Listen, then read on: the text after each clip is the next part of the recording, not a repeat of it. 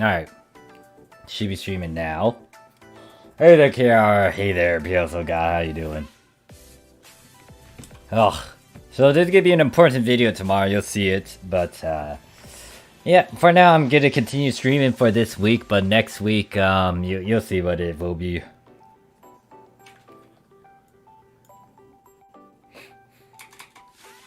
I'm just sitting here.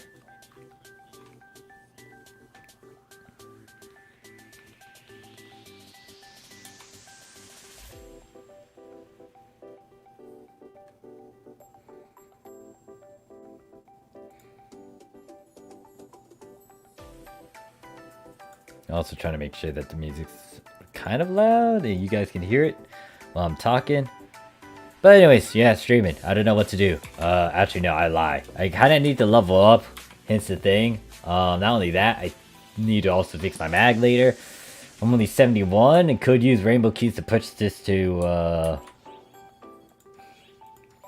I have a couple of rainbow keys I could use. I got 2 of them. I'm debating about this character using it or my other character. Would be fun to actually toy around with my other character and use a tank build for global, but at the same time, I don't know if I should. So I have 3 keys I could use.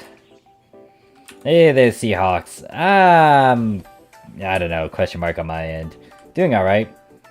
Carol's like, live 2D avatar? Oh, no. You'll see it. You'll see it. It's in a video that I was recording earlier. That's why I wasn't recording or streaming at 8.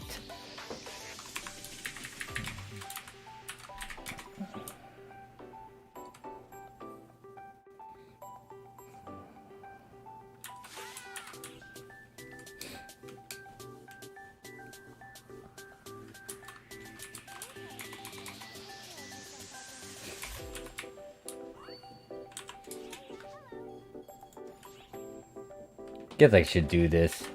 So I also need to. I don't think I did the ranger tree skill tree justice because it's all wonky. Actually, why the hell did I pick that up? I don't want that. Hey there, Crow. I'm in a meh state.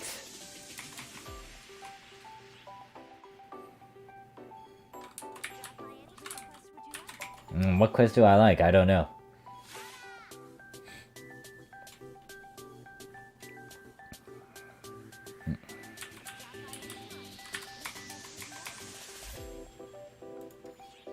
Meh means like, I don't know, so-and-so.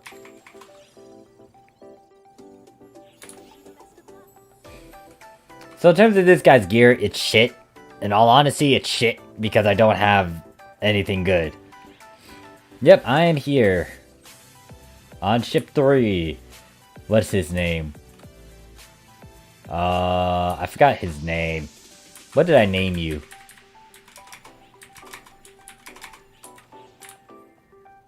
Optimus. Okay, so it's like Gundam, Gundam Prime. Was it Gundam Optimus Prime or was it Gundam Prime Pepsi Cast?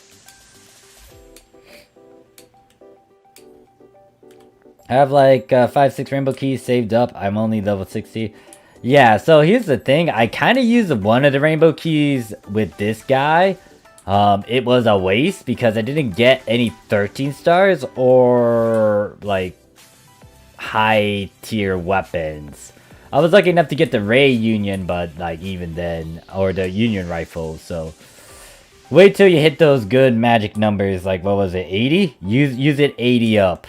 I'm not even close to that. I think there's that featured quest, recommended quest I could do to try to get a power up. Yeah, PSO2 is back. Hey there, Lucidius, how you doing? Tomorrow will be ship 4 character, and then I will be cycling with both of those, and then after that, you might see a dwindle, not as much PSO2 stream. I might still do weekly hell, but, I don't know. You'll hear why I'm gonna... There's gonna be an important video that kind of hints at my mood.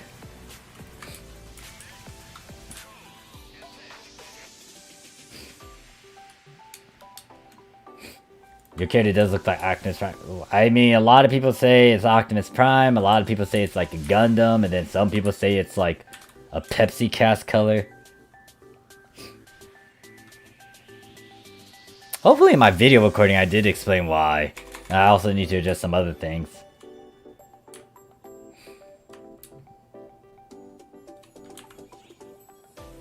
Wait, why did I grab these fun points and then also doing that client order? Now I also need to... just playing a global hurts my eyes because of these motherfuckers. Like, don't get me wrong. It's promoting activity, but at the same time, why is this a thing?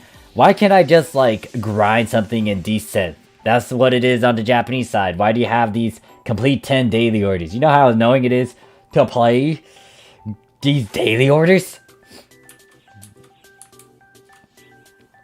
Yeah, I'm on ship 3. Title should hint at it. Like I said, last week I said I was gonna come through ship 3 or 4. Why do you guys doubt me?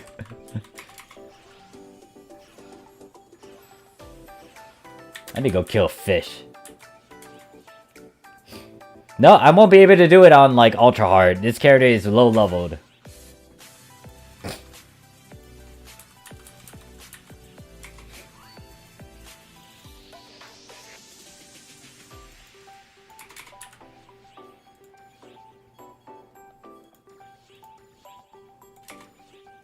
Can I try to find a group of people for this one?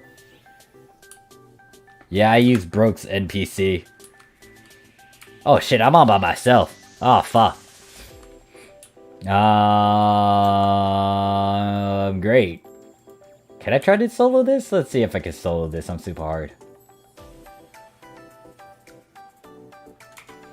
You know what? I'm gonna just use these toasters. I don't even have it. Wait, I thought I had an arm piece. Well, fuck me. I don't have an arm piece. Oh well, shit. You know what? Fuck it. Let's try this. Let me see if I can solo this. I'm gonna be bad at my Ranger gameplay, just FYI.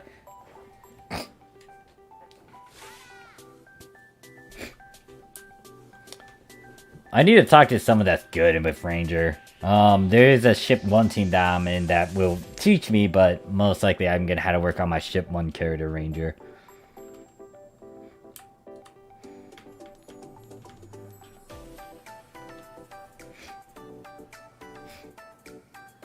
Oh, hi there, person. I just started to do this. Can we 2-man this? I don't know if we can 2-man this. I need your help. How do I search for EXP Earth 3 time abilities? You gotta have to look through the Visa phone. I'll demonstrate that in a bit. To 10,000? 100,000? Oh shit. Oh shit. Do I regret? I might regret. I regret everything. Never mind. I think that person is carrying my ass. Let me see. Let me look at the level. They're 69. I bet they have better gear than me. Or is it because of weak bullet? Might be because of weak bullet.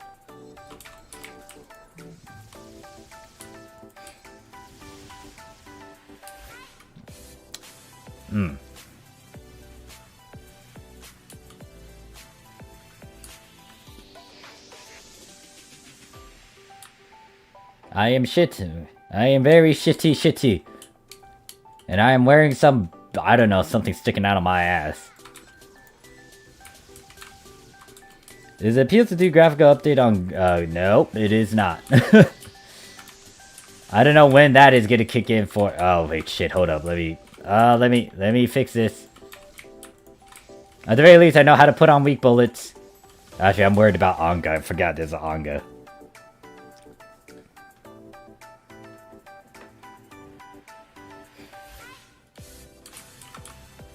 Oh, apparently Kiara pointed out some good stuff.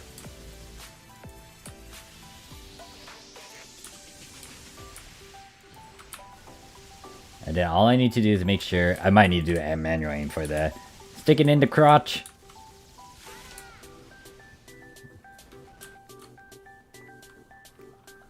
Global NGS CBT has been announced, so I assume soon. Yeah, most likely what Sega's trying to do is make sure that both... oh shit, that's on the body. Wait, that's on his ass. Or tail, back. Wait, where the fuck is the extract? Did it die right? Oh, hi there. No, don't do it. Sega's trying to at least make sure both Japan and global might be released at the same time, but that means that it's gonna take a while, and then Japan is kind of sitting on their butts.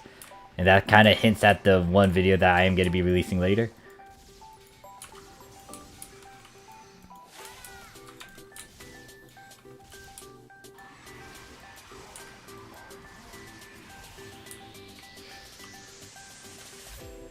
Triggered.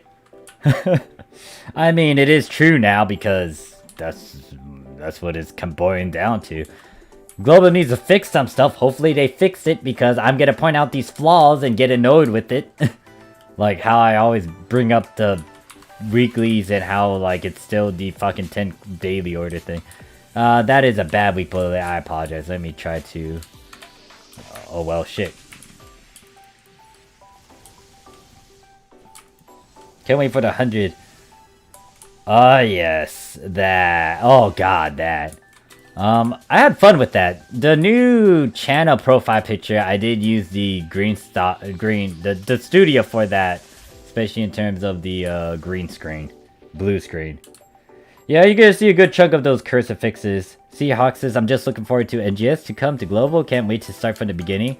And not be so far behind like I am in PSO2. It is like that, especially if you just joined the game in episode 6. You kind of miss a good chunk of it. Some people didn't want to miss out on that and made sure to play from the very beginning. And it is, again, a different feel compared to that Japan because they had different mindsets and, you know, it's on the Japanese side.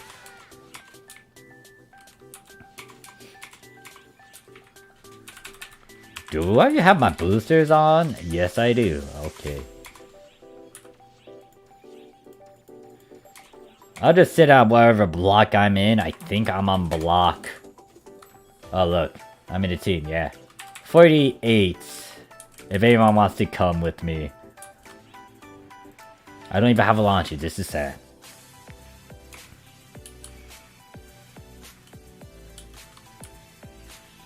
Hold up. Let me help. I just drink a 20k drink. Whatever. I don't care about Miseta. You join in like, yeah, so... kind of feels off. So yeah, pretty much if you're watching KMC, this is what you want to do. Go to the Vista phone. When you go to the Vista phone, you want to click on crafting. When you do that, what is it? Click on time attacks. Time attacks. Where are you?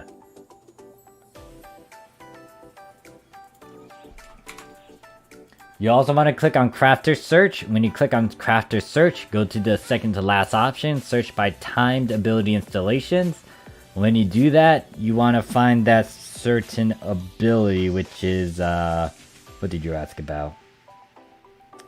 Earth 3 timed ability experience.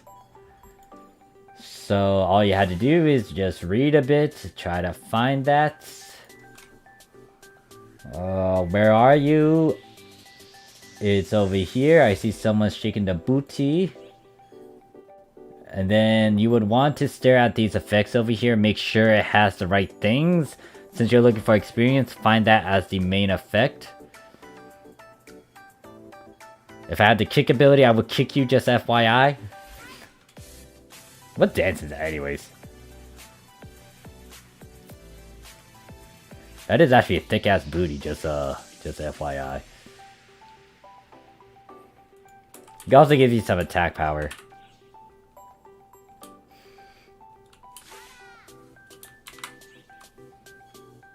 Guess I could use 100,000.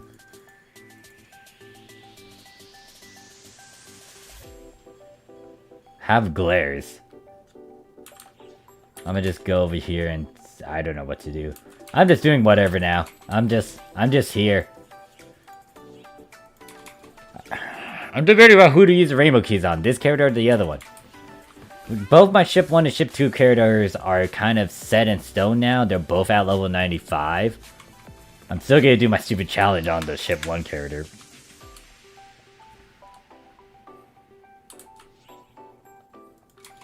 I'm just gonna sit here.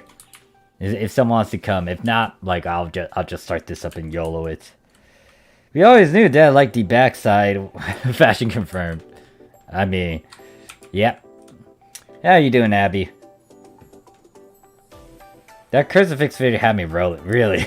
Glad you like it. Oh, that was your ult. Well, your ult had a thick booty. What else? Shit. Oh yeah, the crucifix thing. Yeah, the crucifix stuff. That was, that was late in due. I should have actually done it a bit earlier, but I just had some other things to take care of. But yeah, I finally released it. I'll do more of those, especially if it takes a while for NGS to come out. My eyes are gonna be purged, and it's gonna be like, oh, it's not gonna like those augments and affixes.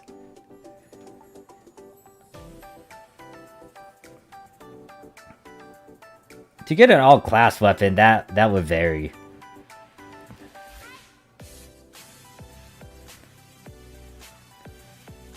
Oh yeah, I also made a iris heart over there on the Japanese PSO2. I was trying to make a death heart, an evil death heart. I might as well put down a party maker. Oh, how do I do this?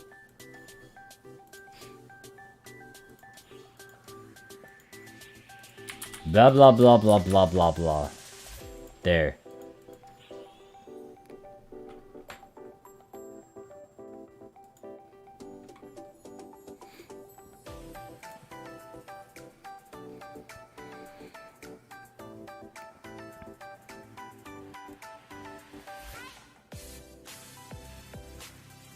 Alright, so yeah, Iris Heart. I actually made one. I was trying to make a death heart, which is a dark version of Neptune, Purple Heart, but I ended up making Iris Heart instead. Your ult has a thick booty. That was something to walk into. Hey there, John. How you doing? Honestly, I'm not in a very happy mood. I'm in a so-and-so mood. I did promise to what was it, stream, so that's what I'm doing. I'm gonna do that for a good chunk of this week, especially for PSO2. I think we'll be able to do this with a good chunk of peeps.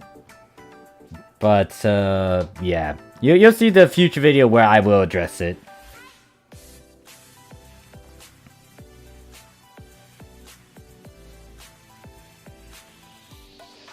Yeah, I can't list them all since there's a ton of them. You got the bioweapons, you got... Well, actually, it depends on what version of the game you're playing. Wait. What sort of all weapons do you have? Are you referring to? Dead? Laugh out loud.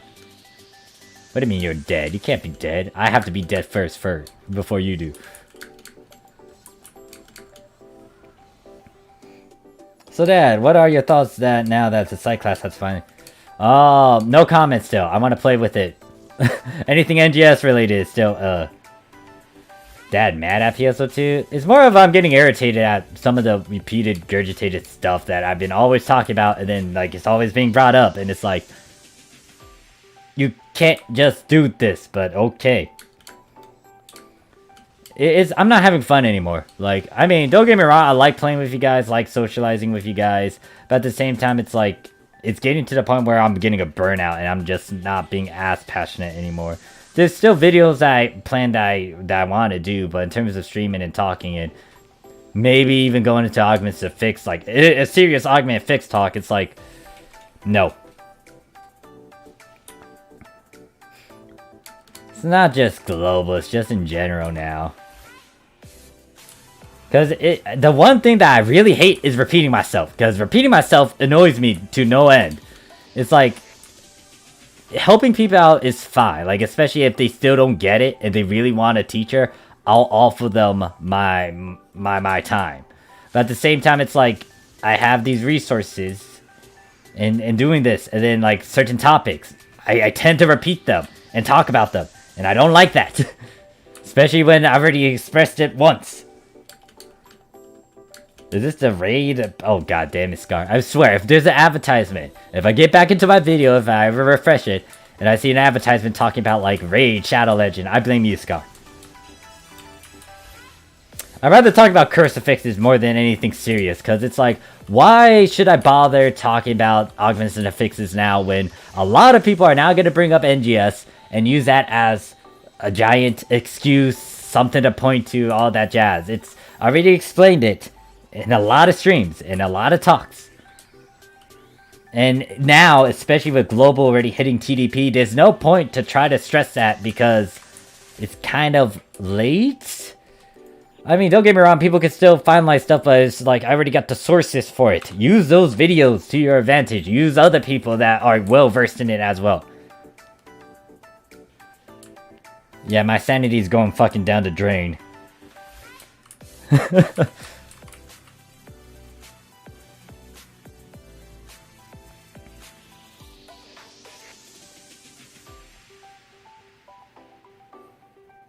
Like, I want to just not talk about fixes as much anymore. It's like, there's a lot of things that's gonna happen, and it's gonna go roundabout way where it's like, oh yeah, like, well, do you want to stress augments into fixes anymore? It's like, I can't because there's NGS around the goddamn corner, and that has a different system. Ban the word NGS. Maybe. The thing about some discussions is that you go into a fucking circle, and I hate those circles. You know how annoying it is? Like, this is where I go into philosophy. Like, if you think about your life, and what you do in your life, like, is it a repeated pattern? Do you want to be stuck in this repeated loop where you're doing the same shit? You wake up, you eat breakfast, you go through the same door, you go through the same routine, the same route to go to your work, you sign in the same way. Like, there's no change. You start to do the same bullshit thing, and that's the same thing with augments. Anyways, now I'm fucking tangent ranting and fuck. I'm very tempted to. But no, I'm saving that for, you know what? I might.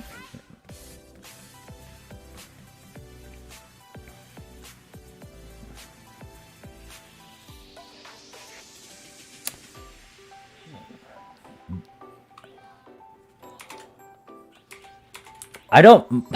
Gambling stream?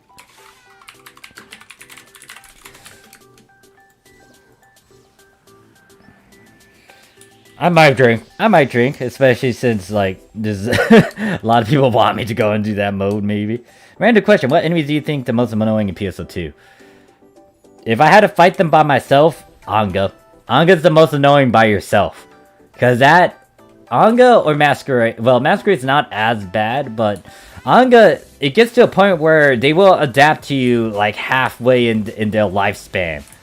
They got 2 revivals, too. What's worse is that if you don't kill them in time, and they nerf you in the very beginning of their first lifespan, that's gonna be annoying. And then you're gonna be stuck with that. Joke, you need vacation, bro. That's why I kind of stopped earlier, but then now it's getting into that. A lot of people are bringing up some talks about augments and the fixes and doing podcasts, and it's like, it's gonna be a roundabout way. There's gonna be a lot of things. It's gonna be me saying the obvious thing and everyone else saying the obvious thing.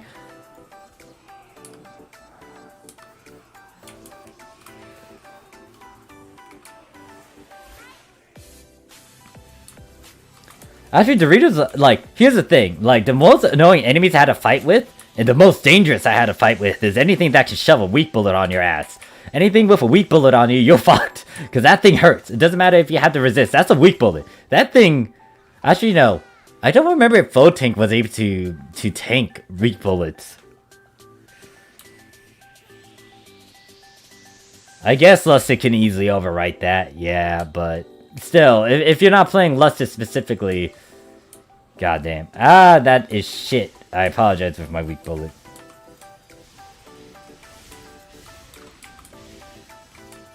Damn, that is like, I think a level? Wait, is Pain Pickle, is that you, Crow? How do you equip your class skills? Some of them you don't have to equip. You just had to read it. What is it? To equip it, you had to open up your sub palette, so I'll show that in a bit.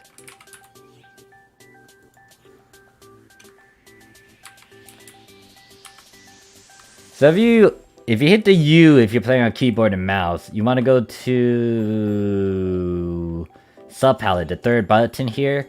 You want to click on this icon that says class skills. You see these things, you drag them over to your whatever your sub palette 1, 2, or 3.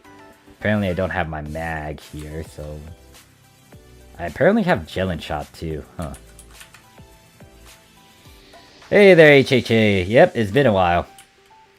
I also apologize for not streaming in the last week or so. Especially like during Friday. I was supposed to stream on Ship 1, but I was kind of distracted by several things.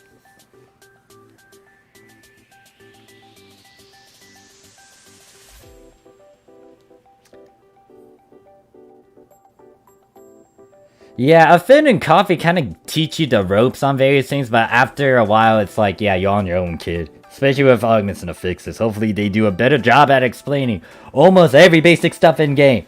Because I swear, there's like so many things. Like the big thing is, I don't know what to say. In terms of learning and teaching and just playing the game, especially when I was playing on PSO2. I just learned from other people. I didn't look at guys specifically. I just talked to people in-game. That's how I met Abby. That's how I met Day. That's how I met the B6 people back on Ship 2 on the Japanese PSO2. And then I got into the community and I had fun playing with them. But yeah, it should be a natural thing for the game to teach almost all these mechanics, like, you know, in the game. Like, yeah, it would be nice to see it visually, but it's like, the game doesn't teach it in a very linear fashion, and that's what it lacks. Hopefully in NGS, they kind of correct that. If not, then it's like, it's going to be the same thing that we've been doing from PSO2 to NGS. Kind of worried about the stuff that I heard about NGS, but once again, there's a video that's going to address all of this tomorrow, or like, by tonight. And it's also going to explain some of my feelings and thoughts about various things.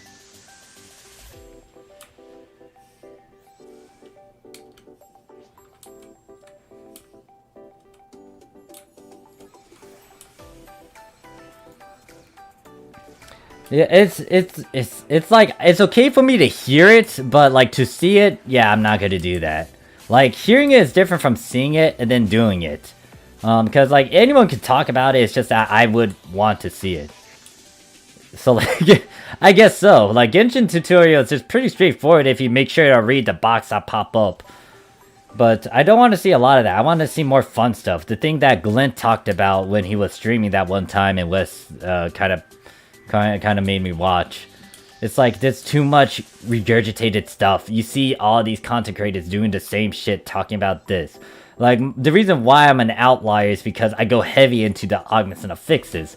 But, like, since there's a new system now in NGS, it's like, ooh, I don't need to try to repeat all this since I already made videos about it.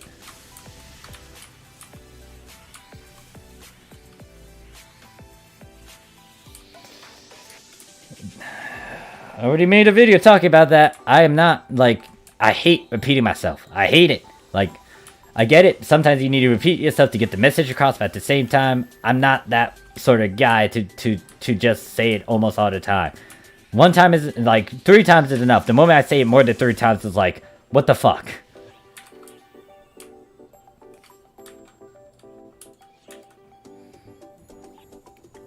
Like, that's, like, I know I can be a nuisance as well, because I make sure to ask sometimes, like, hey, look, is this fine? Hey, look, is this fine? But, like, I don't do it past 3. The moment it's, like, it's either 2 or 3, I get it. That's it. I'm not going to bother anyone anymore.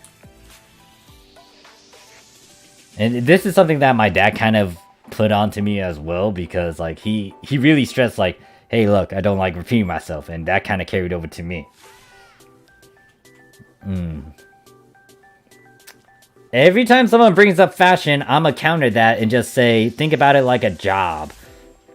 Cause, like, if you go to work, you will have to have a bunch of skill sets, certain things you need to do. The moment you get home, you are free. That's the same thing with the fashion. Yes, that is technically quote-unquote endgame, but you got shit to do first. Now, I don't know what the goal is for every individual that plays PSO2. It varies, it differs, but you still got crap to do.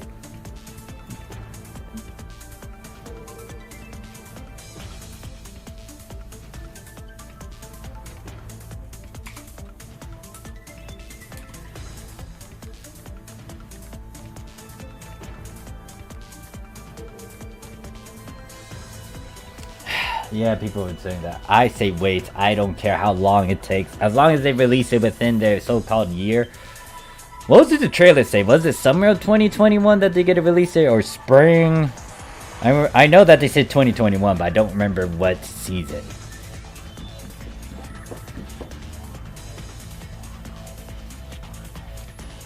Hex says, nah, just sitting around watching it. What do you mean watching me? You better not be watching me through the damn window.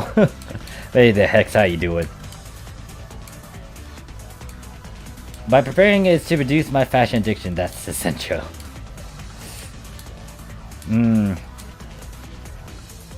Doesn't have that unprepared. Oh, damn! Everyone's killing everything quickly. I wish I had a launcher. I sold my launcher because I had to feed it to a mag and get my mag devices. No, the extreme quest did not break me. I'm still gonna do that. That might be depending on my mood for next week. I might do a bit of PSO2, but yeah, nah.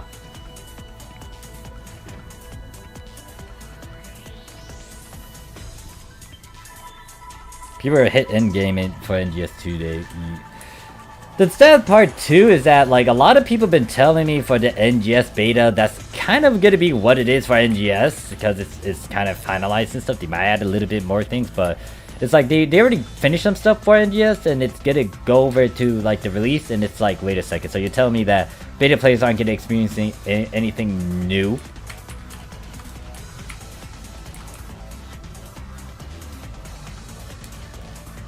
Damn. Hex is like, I'm on the neighbor's roof. I see. Please do not watch me that intently. Or closely. I don't know. It's just that, once again, I'm not rushing it. I'll take my sweet ass time. I'm not going to look into all these things.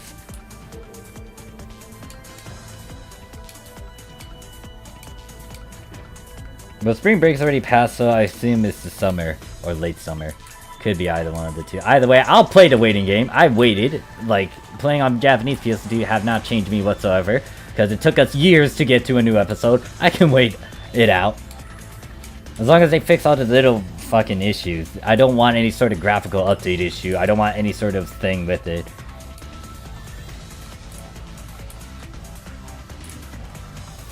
I don't know if do I want to do it? I don't know. The thing about, like, here's the deal. I will be happy if I can do the closed beta testing with the current characters that I can use. Instead of, like, making a new character. Because I heard a good chunk of people had to make a new character? I might be a bit wrong off of this or something. But, like, I want to use the characters that I have. I don't want to try to change anything. Maybe June upon its release. We'll see. I'll play the waiting game. I don't care. Like, maybe some people aren't, but, like, nah, it's fine. It's like how some people are complaining about staying indoors most of the time during last year in COVID and becoming introverts. Look at the weebs and geeks and nerds and neeks that stayed indoors. They weren't troubled at all. This was like a blessing in disguise. But at the same time, now we got problems where people kind of stayed in that lazy mentality, and now when they're going back to the workforce, they're just lazy and complaining and stuff.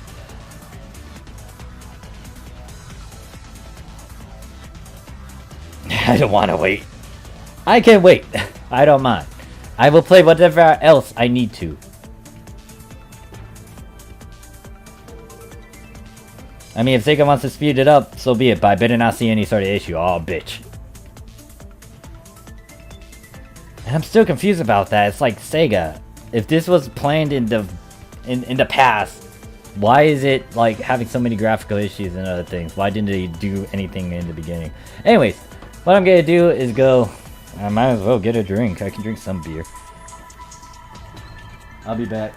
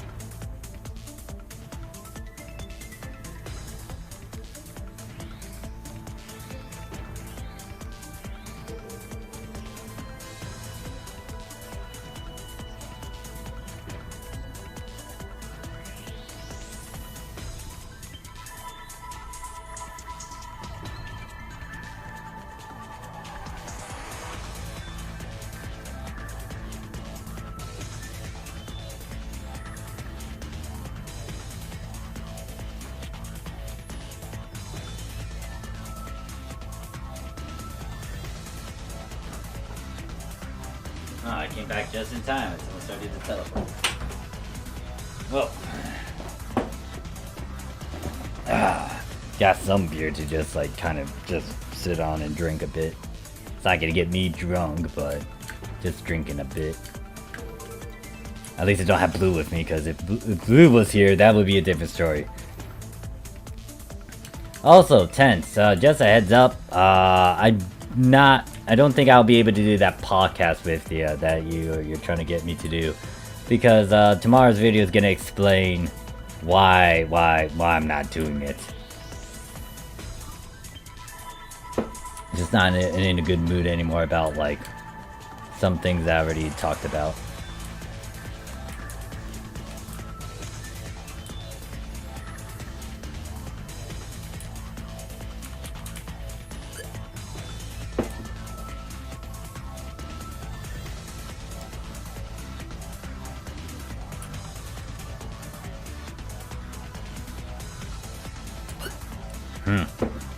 I don't need a savior. I'm doing whatever I want to do. Here's the thing, all in all, people are gonna be selfish, and I'm gonna be like that as well. Like, if it's getting to the point where I'm not having fun, I'ma just drop it. Like, no. I'm getting sick and tired of, like, once again, repeating myself. I hate repeating myself, and the moment it gets to me and bugs me like this, it's like, nope, I'm dropping it.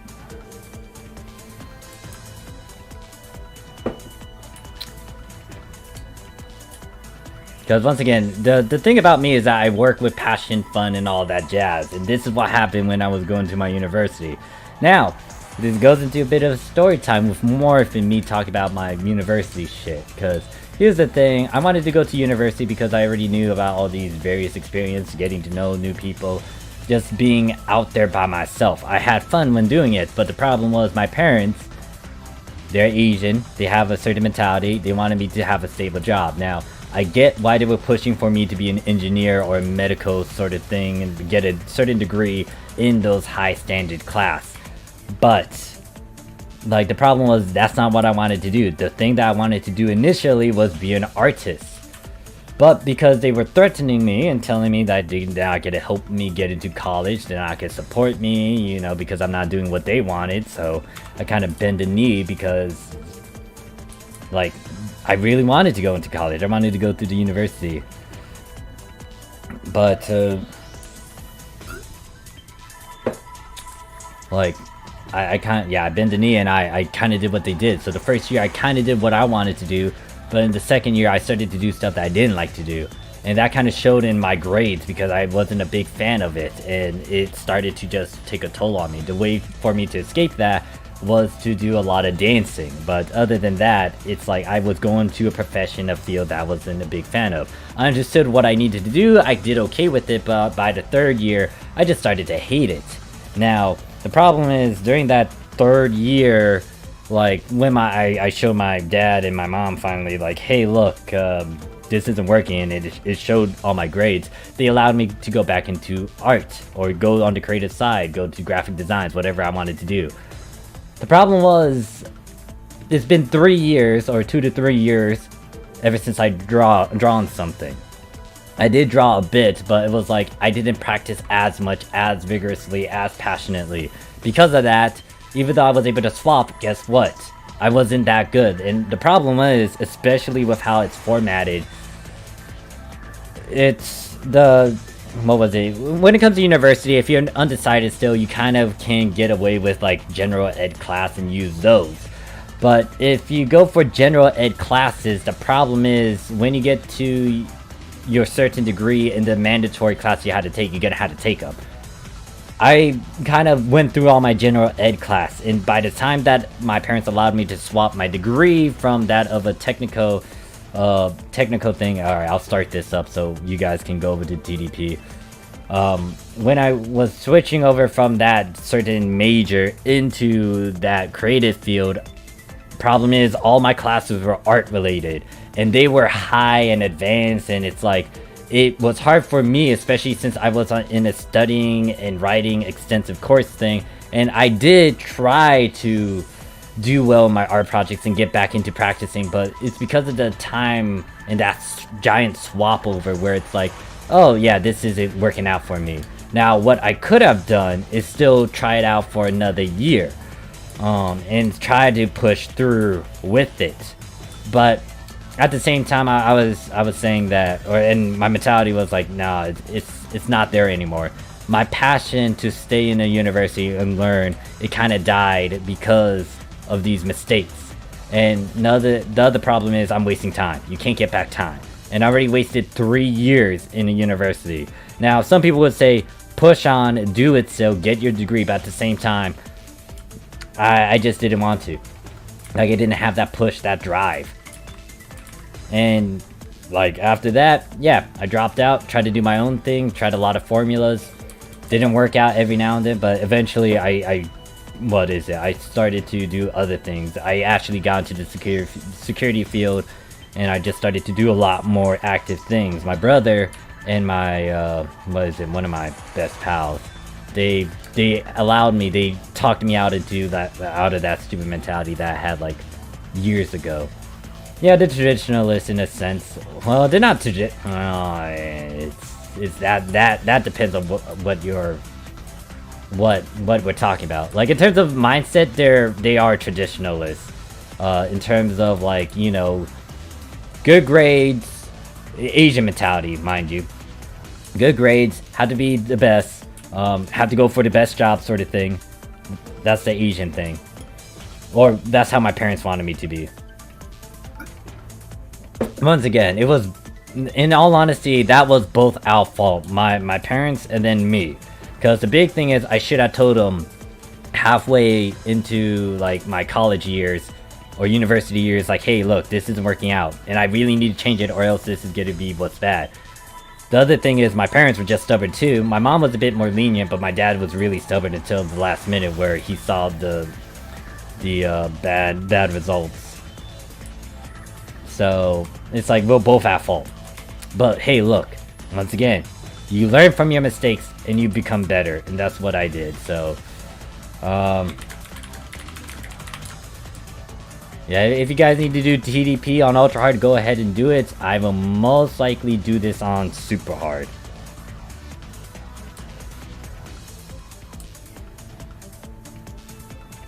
Like, some people, like one of my pals, like the guy that helped me, talk me out of like being like inactive and stuff, like not doing anything, helping the community and all that.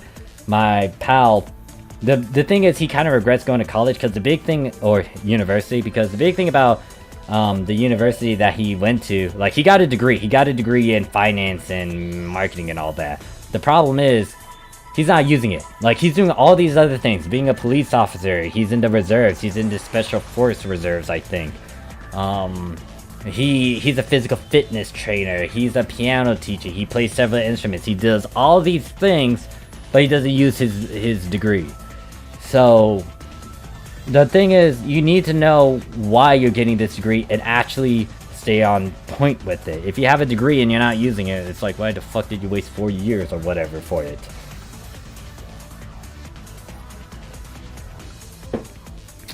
That's why, like, the reason why I can teach so well is because I use my own experience and just lay it on some people, especially with people or with kids who wanted to dance and they want to get better at it. I would talk to them about it. Parents are actually happy that I talked to them. I actually motivated people indirectly, because back in my university days, those dance videos you see back in the 2013, 14, 15 and all that jazz, I did that every day. It's like a job, but I just did it because I wanted to dance. I did it like on every day of the week. I did it on the weekdays. Weekends I took a break, but weekdays, almost all the time, I am outside dancing.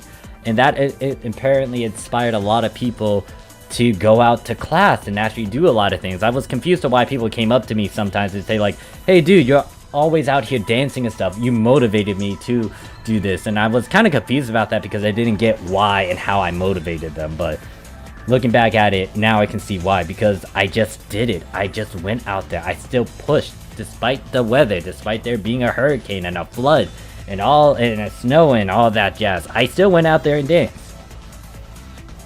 College isn't for everyone. I hate how like high schools I hate how high schools kind of stress that, but then you realize it's not for everyone. You gotta be careful. Like, if you are still young and you're watching my goddamn stream, you need to know what the fuck you're doing. You gotta have a passion for it. If you don't have a passion, then what the hell are you doing? Like, sometimes some people resign themselves to do whatever they need to do to survive and live and work in this society.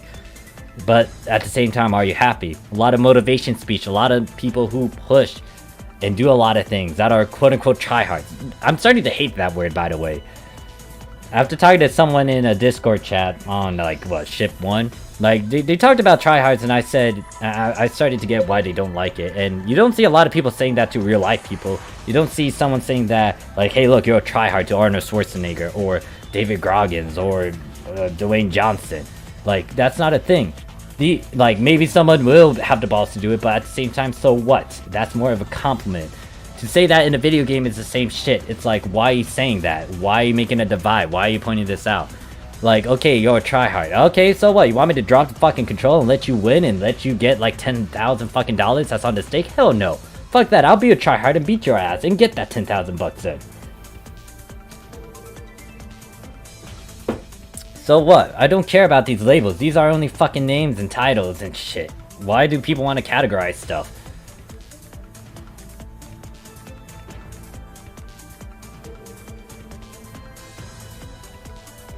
Like, there's so many skewed things nowadays. It's like, yeah, you can call someone fat. So, okay. And some people might cry about that. Some people might, you know, bitch and complain. Oh, they said I'm fat and stuff. So, sometimes it's factual. Get over it. Like, if you don't like hearing that, then change yourself if need be. If you're okay with being fat, then you're okay with being fat.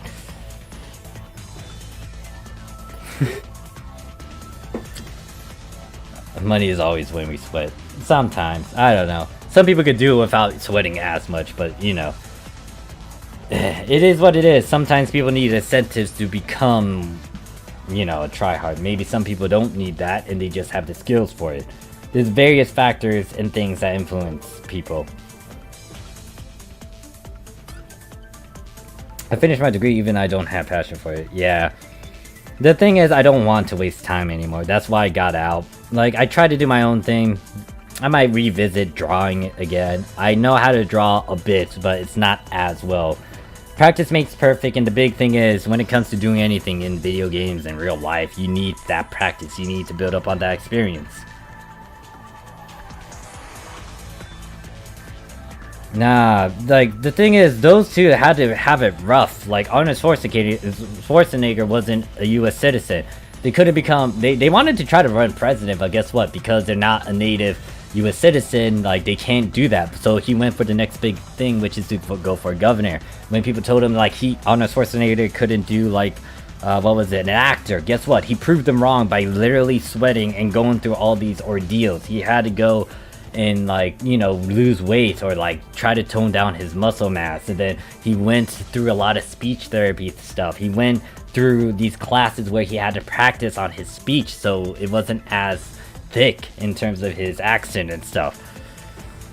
Dwayne Johnson, he went to WWE. Like, he tried to be a professional football player. Something happened. He got out. He only had a few cents. Then he went to WWE. Then he had to get out of that because the event against John Cena and what happened to him.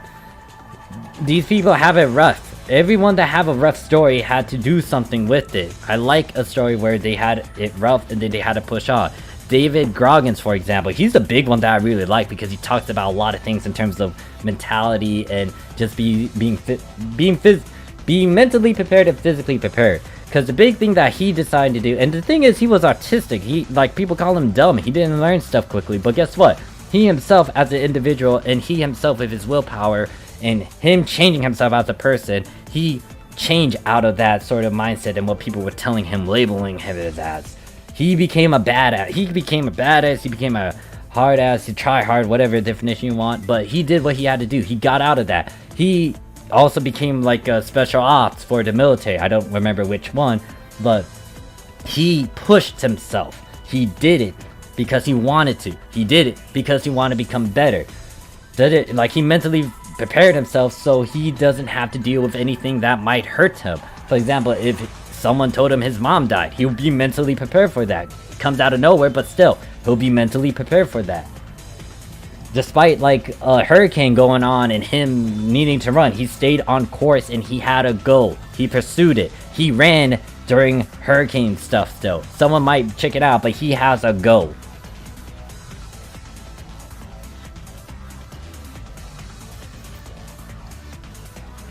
There's no clear answer to life. You cannot answer that. I cannot say a lot. Like, there's the big thing is that when it comes to you as a person, you have to figure shit out yourself. You can get all this advice. You can have the greatest celebrity, even the president or whatever important figure, be right in front of you and tell you the most important thing you need to do, but there's going to be most likely a choice for you to ignore them.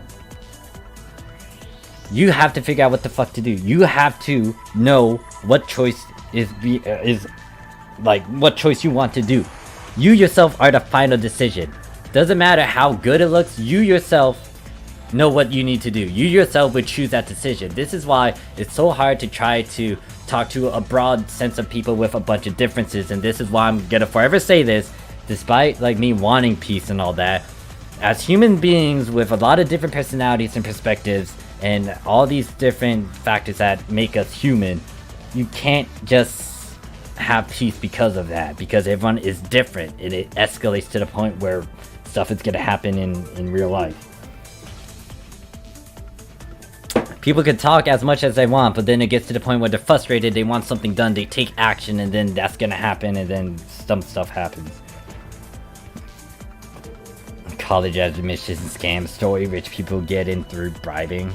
They're cheating. I mean, they can use whatever resource they have to their advantage, but they're cutting corners, and will that actually help them as a human being and do what they need to do? I don't know. Would that be good on their conscience? I don't know. Depends on if that person is, like, you know, can mentally ignore that, or Arnold Schwarzenegger didn't have a good home. He had to live with his buddies, like that photo of him Thanksgiving and his buddies. No, those were his roommates, even when he confirmed that day he took photo holiday. Like, these people have it rough. And guess what? They pushed on and they became who they are now. They became motivation speakers. They became famous individuals. And they are sharing that sort of experience. The big thing is, like, even though, you know, there's a lot of things I can go on a tangent about and just talk about. Do I want to do this limited or urgent quest? No, I'll just wait. I'll just sit on the, no, I'll just sit here. It's like, you need different perspectives. You need different perspectives, you need different stories. You want to build up on it, and then you yourself make your own experience as well. Because, like, once again, all these celebrities, I mean, everyone kind of went through the same pattern of some sort. Like, people fight, struggle, deal with these different obstacles. It's gonna be different, but it's still the same sort of pattern. A lot of people went through all these different patterns. It's like, what am I getting at with this? I have no clue. This is nothing new. That's what I'm getting at. This is nothing new, because people just, you know, people already discovered it. People have already done it. It's like YouTube algorithms. Like, okay, yeah, someone does it in this way. Guess what? That thing can be done in so many other videos, in other things. For example, tutorials. There's a good chunk of them. Almost every video game have a tutorial. Almost anything in real life has a tutorial. Now, how well can they do it? That's a different story, different perspective, different ways to do it, different editing softwares, different ways to deliver that message, but same pattern, not new though. Same with real life. It's like, anything that happened in real life can be repeated because it is part of history, like the stuff that's going on with the pandemic. It's like, this isn't a new thing. There have been worldwide pandemics. There has been spread of these various diseases and sickness and all that.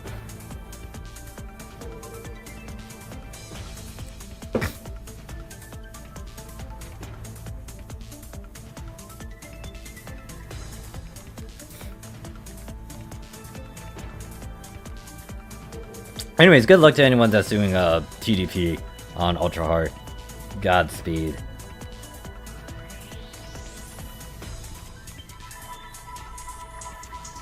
Hey there, Axe, how you doing? Listen, thanks for this conversation, Morph. Really, this is great. By the way, are you gonna sign up for the... I'll wait for... I don't know. I'll flip a coin on that one. It depends on how I feel and what they're doing exactly. If I could get my actual characters in that, like, I wouldn't mind seeing this Pepsi cast being into closed beta. I'll think on that. I'll flip a coin, literally.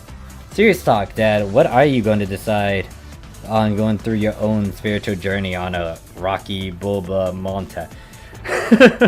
You mean on a pilgrimage of some sort? I have no clue.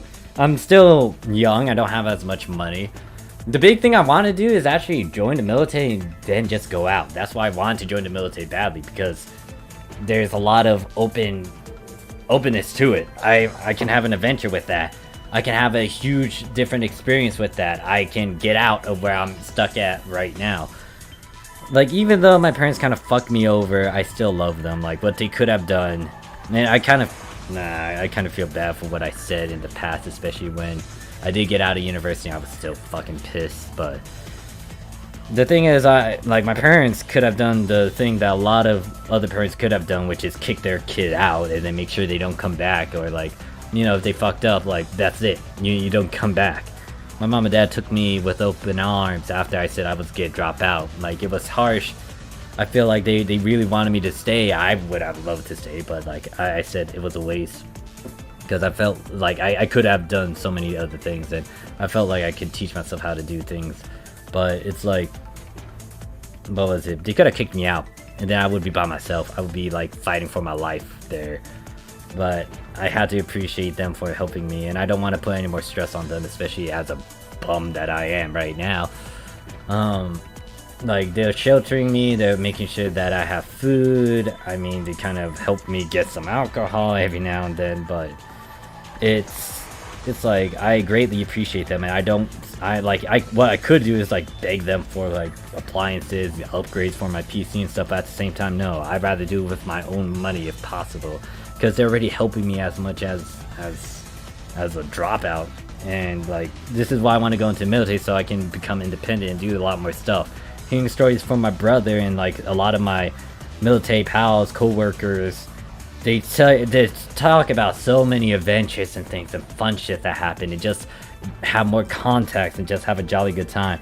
I know it's not for everyone, but like, once again, this is something that I want to explore and just experience myself. Because a lot of people can talk about anything. It's like, oh yeah, I know someone that went into the military and stuff and it became a colonel or something. It's like, how about you? What did you do? The big thing that my brother decided to tap into, especially with me, because he knew that I had a lot of potential. Like, in the past, I wanted to become a general, but I just stopped because I wanted to do the artistic side afterwards. But my brother knew that I have ambition, and I'm still young, and I still want to do some things and make a name. And that's why he decided to have a prep talk with me and told me, like, snap out of it, do something, stop sitting on your ass. Like, yeah, I know you're trying to do YouTube and whatnot, but it's not working out as well. You got to do something. Your debt is rising up. You want to get rid of that as well. And guess what? Like, he talked me out of it. I started to do it. And look at where I am now. I'm debt-free from that fucking mistake that I did in university. Doing alright. Have job experience now. Actually have, you know, hands-on stuff with security. Actually went out there and helped people instead of talking about it. It's like, yeah, I would do... The big thing is, like, someone can easily talk about, oh yeah, I can help that person if they're in time of need. Can they really do that? Seeing it is believing it.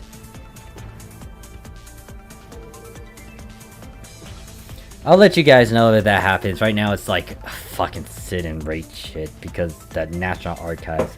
If you don't know what the National Archives is, I could quickly pull it up.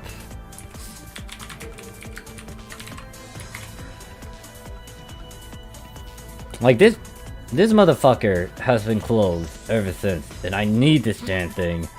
But because of COVID, it's like, oh yeah, you can't really have people on the premises. You can't call the customer service. I really need to talk to customer service, but I can't. They left me a hotline. I already filled out the paperwork, but yeah. Yeah.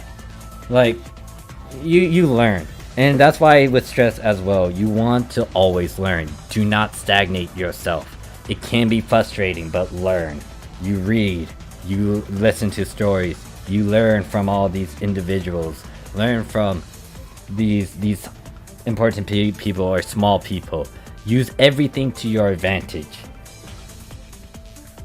Isaiah says, make money, bro. You're doing your thing on... It's not as big. Like, the big thing... Like, here's the thing, especially with YouTube. They take a cut of it, but the big thing that's kind of hurting me is because of my own pride. And it's kind of like a double-edged sword, because what I could start doing is saying like and subscribe. But I don't like saying that because it doesn't sit well with me. And I have a bit of pride to say that I don't want to do that sort of approach. You don't see VTubers doing it, but you know, those are VTubers. They got some backing.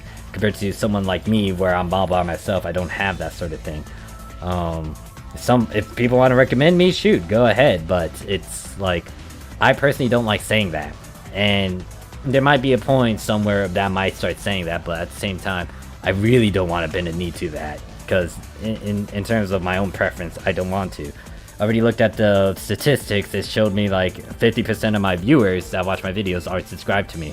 If I decide to put a little mention of that, they might start doing it. But at the same time, it's like, do I really want to do that? Be a VTuber. I guess I could think on that. The big thing I could do is most likely maybe make a Pepsi cast for shits and giggles. Or have different forms of an avatar. The one I want to do is the one with the Morphsuit. That one's going to be really simple for me to draw and try to make. I could do a Pepsi cast one, or I could do one of my other characters. Yeah, the other thing is, like, I started to learn more about investments, and I'm like, well, shit, I'm a dumbass for not investing in stocks. One thing, sure, we all are gonna... Oh, wait. Already read that from Abby. Ghost says, strange, I find it off. Parents didn't got you ready before you start experiencing your decision on your own. My mom was the only parent I have. Out learning from her, I came to learn in how to find solutions. The thing is, like, they weren't bad at teaching stuff. It's just that in terms of letting me do what I want to do, that's a different story. And they were quite traditional about it, or they had that Asian mentality where it's like, you need good grades, you need a good job, stable job, go become doctor or engineer.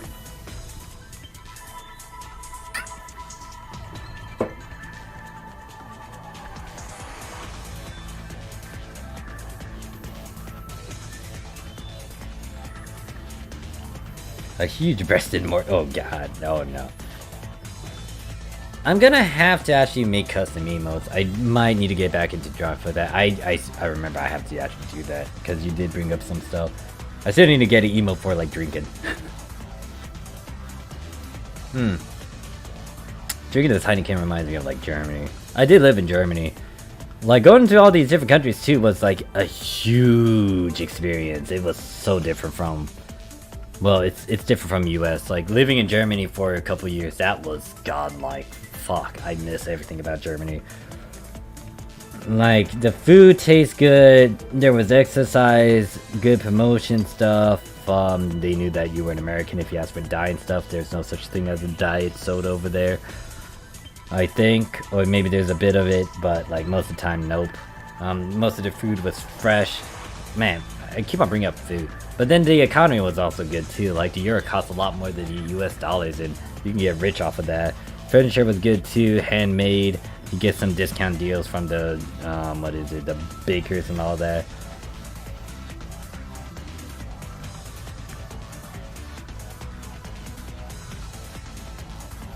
If you know Markiplier and PewDiePie, those guys weren't getting paid enough from YouTube, so they're not getting their check from YouTube anymore. They're doing alternative means like Patreon and all that. The problem is, if I'm gonna open that up, I need something to deliver to you guys as well. Don't want to just open up a Patreon so you can give it. Actually, better yet, I guess I could. Because the big thing is, there's a lot of the, I could do some videos that I wouldn't normally put on YouTube up on Patreon or some other things. I'll have to think on that. I already got membership, which is kind of doing that as well, but I'll be more active in terms of just socializing with you guys. Once again, the future video that I'm going to release is going to hint at some new things I'm going to experiment, toy around with.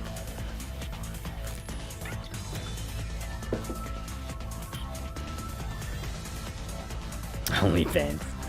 Ah, nah, though I don't feel like doing that.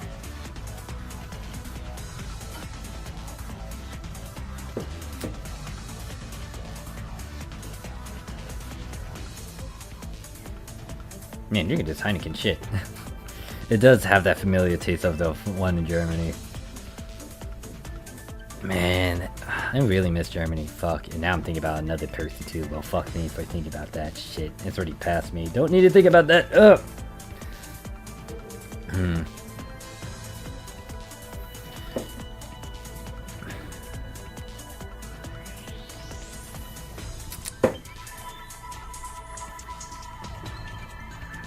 It's like, stuff that you learn in a video game you can always apply into real life, and then vice versa. Stuff you learn in real life you can apply into video games. Marketing, for example, that's a big one. Once you understand how the market works, like, you don't need to know the actual huge logistics stuff, like the technical terms and all that, the lingo. It might be good to know it, but, yeah, it's like, if you know the bare minimum, you can understand how certain things play out. And the big thing with PSO2 market is that you gotta know the people, you gotta know the players, because the big thing is it doesn't matter if it's like, what is it? It doesn't matter if it's PSO2, any video game whatsoever in terms of the market, you really need to know your player base. You need to understand where they lean more towards. I'll consider it. I need to make some gifts and stuff, so I'll think on what to award you guys if you do want to support me on a Patreon. I do have a PayPal button as well if you want to do a direct donation, because the thing about YouTube is that they take 20% of the cut, you get 80%. So yeah, I might also increase the membership as well, especially get like the higher tiers. I will most likely get rid of that depending on actually, it's not going to be that expensive. That's entirely up to you guys if you want to spend an X amount. Actually, even then, like, the problem with memberships too is that they still take 20% of the cut.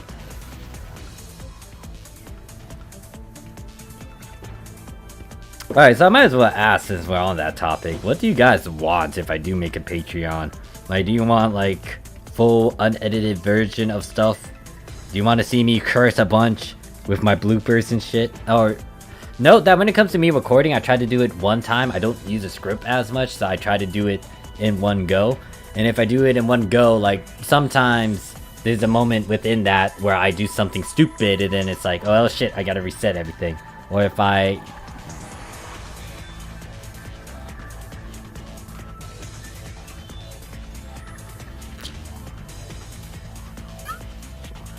The thing is, like, especially with how some people kind of talk to me and give me feedback about my recording stuff, it's like, if I read something, it's obvious that I'm reading something, and it sounds very plain and dull, compared to me just doing it off of the whim and stuff. But at the same time, if I go into a tangent and rant, I go all over the place.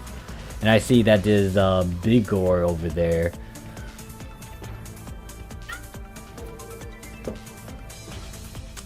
I'll wait till the... I don't know how long the CDP runs over here. Oh shit.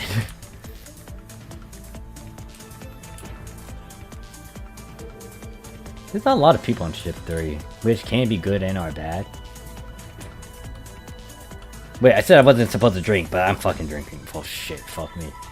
I can easily fix that tomorrow. You'll be fine, you need more self-motivation.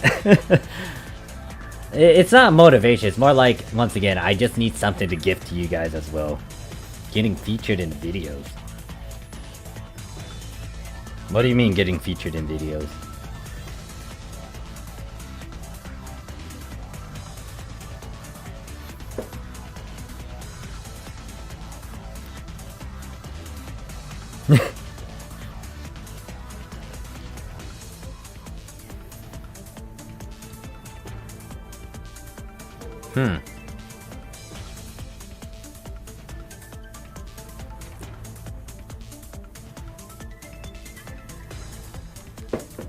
I would be toying around with more skits though. Like, I've been toying around with the short thing. It's getting annoying because when it comes to PSO2 videos and converting that into a short, yeah, nah, that's a pain in the butt.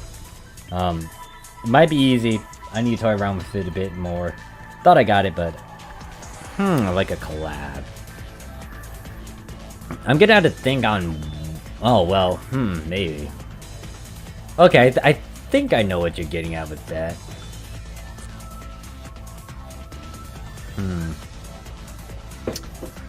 I'll sit on that one. I like that one. I should write that down.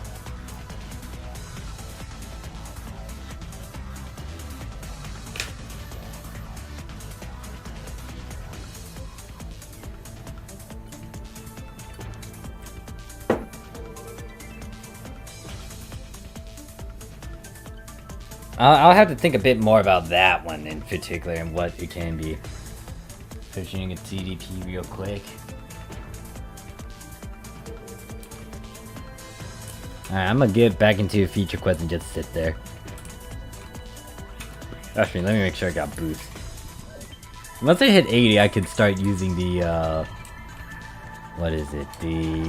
Hopefully start using the rainbow keys to get better drops. I did use a rainbow key earlier, but it was like at a low level. That was shit, by the way.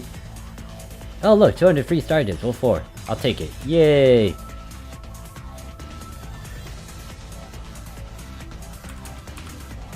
What am I using? 150? Is it 150? 100. 100 and then a try.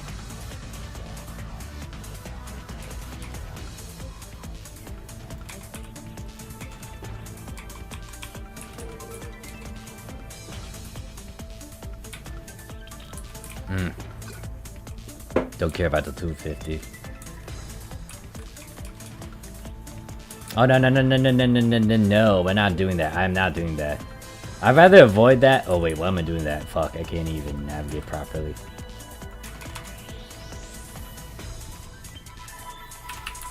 I might want to start doing silly shit on Genshin as well. I've been having a blast with Genshin. I've been upgrading a lot more. I want Rosalia. I want the boobs and the butts. More of the butt, I think. It's butts. More butts.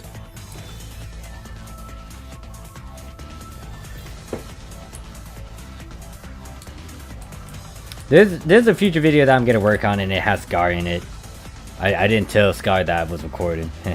Maybe. I don't remember. Did I tell Scar that I was recording that one time we were just fucking around and playing games together?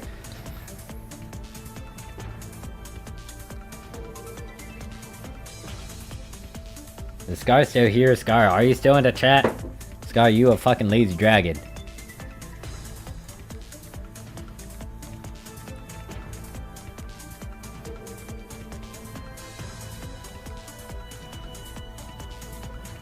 I could just go into that chat and just say, Scar, you suck.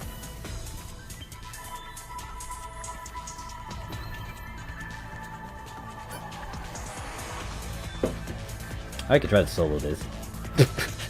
The moment I said Scar, it worked.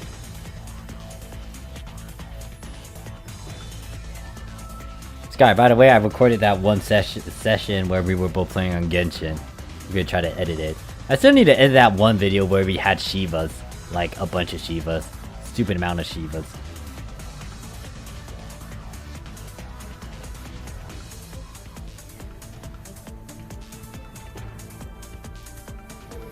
By the way, do you guys want to see more of Scar and his shenanigans?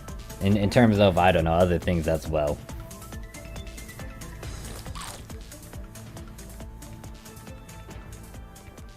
Uncle Scar, ha. Your uncle.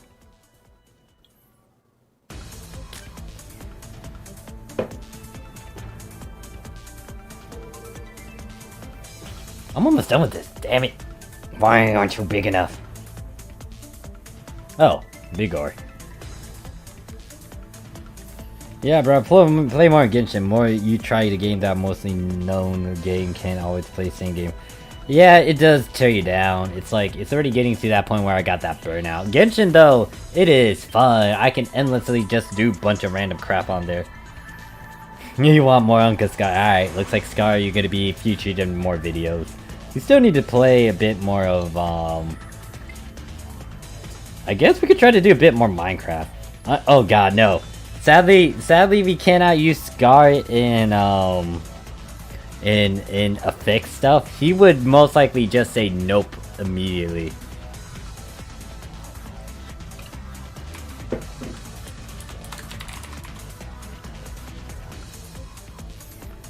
Scar is not gonna be a big fan of cursed affixes. They don't like affixes whatsoever. They know the basics, but in terms of that, yeah, nope.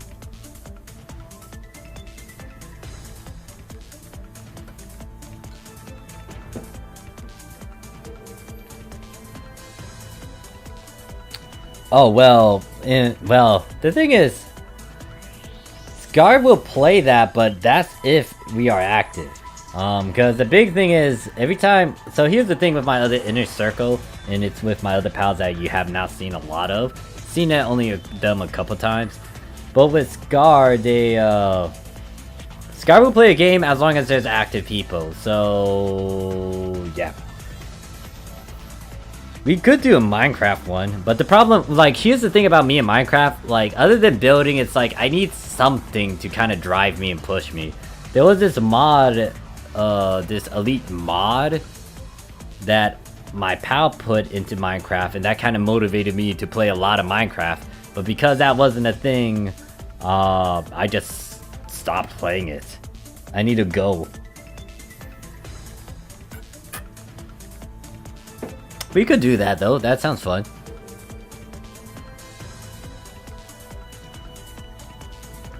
So I only dropped 1 unit for his 50 plus TDP clears, and I already made that, what is it, that particular unit.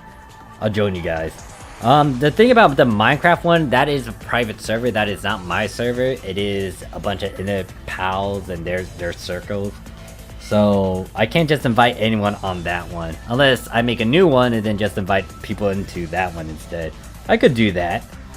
Just want more people to play this and NGS. Most people would play NGS, but still, this is Sega's any chance to show other Sega franchise the West can be just as good as, if not better than Sonic.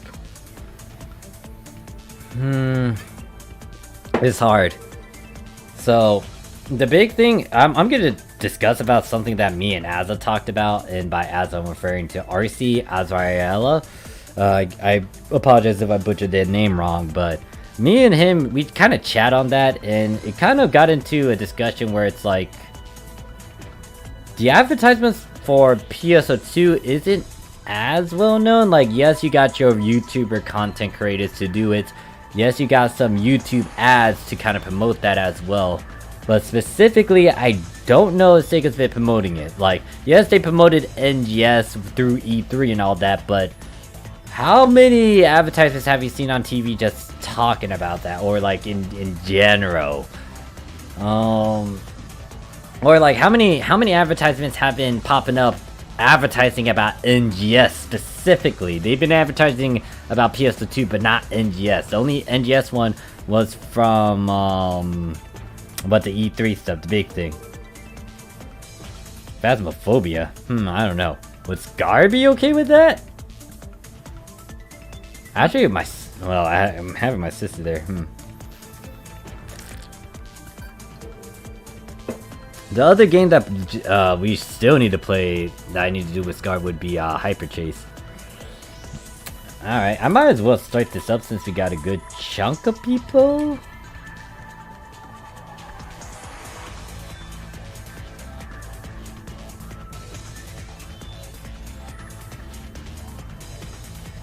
I did have a couple YouTube advertisements for PSO2, but in terms of NGS, I haven't seen as many. And that's the thing that me and Azza pointed, well, Azza actually pointed this out more than me. I kind of forgot about it, but bringing it up again, it was like, yeah, that was actually on my plate, and I did remember thinking about that in the past. Because the thing is, in the past, when I was playing this in my university back in 2015-16, like, I did showcase it on the screen. People didn't know about it as much. I had to advertise it, and then people were just like wowed by it, but they didn't know what it was, and I had to tell them what it was. And I had to help a couple people like get into it. But it wasn't that well known on the West until, you know, the E3 trailer, then it started to become advertised. But even then, it's like, it's not a lot of promotions about it other than the big stuff like in the E3 and the Xbox. So promotion wise, it's like, I'm surprised they're not really promoting it that heavily. They might be promoting it on the Japanese side of things, especially in Japan, but I don't know about like the Western side. I don't see as many advertisements. other than content creators and all that. It was something that RC and I, like, it's something that, like, RC kind of picked my brains with, and I can obviously use a bunch of general assumptions and, like, you know, point out all these things, but I need a clear answer more than these guesses.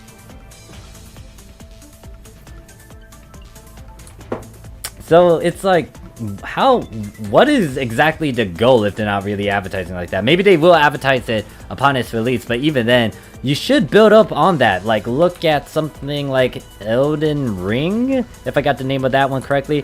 It showed a couple trailers, and people are hyping and wanting more, because it is, once again, like, well, I can't remember the company's name. But it's like a reference to Dark Souls and all that shit. It's like, holy shit. And people really want that.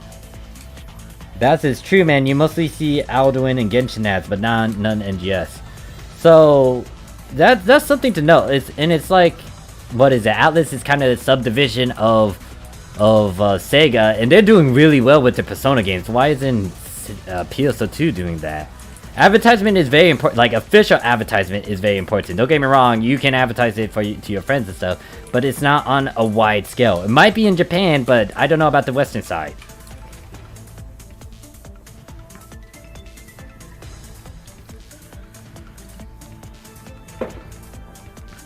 Yeah, Elden Ring, that's the one, that might be one of the MMORPG games that I'm gonna make an exception and actually try to play that.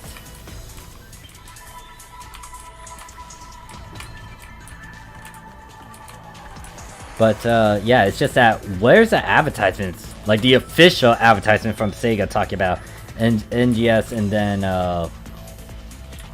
what is it? NGS and then PSO2. Like, once again, I see a bit of advertisements, but it's not as many. But then again, the problem with advertisements is kind of based on your... Is it based on your preference, too? Because a lot of times when I look into anime stuff, it shows me a lot of anime advertisements. PSO2 kind of pops up in that, but it's mostly like Honkai. Like Honkai, I don't know why, but Honkai is like overrunning my ads. And then Shadow Legends, cause yeah.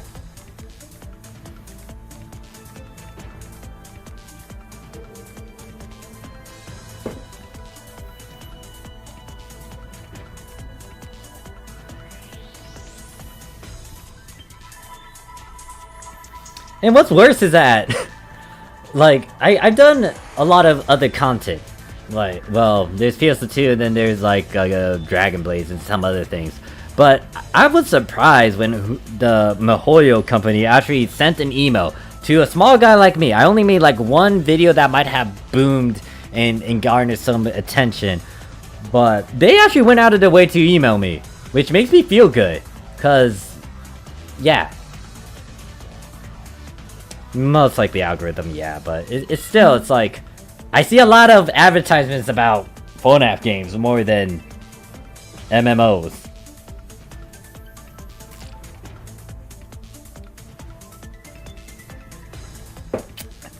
The thing is, Wes, I don't know how many people actually like the fantasy, well, maybe that's a bit of an understatement if I say that, but the big thing is how like, I feel like the Phantasy Star, it has its own base, its fan base and stuff, but I don't know how big that is. Final Fantasy is big because there's a shit ton of Final Fantasies. Phantasy Star has a good chunk of it as well, but it's like, how big of a popularity is it with those two?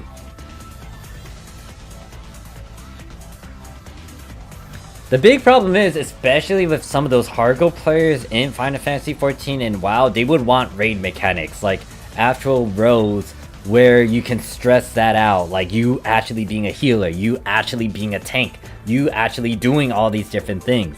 Like, the raid mechanic seems really interesting. I haven't done a lot of hardcore ones, but it's like, those rows are very important, and PSO2 doesn't really stress that out. NGS might open that up, but currently in PSO2, you don't really need a tank. You don't really need a healer.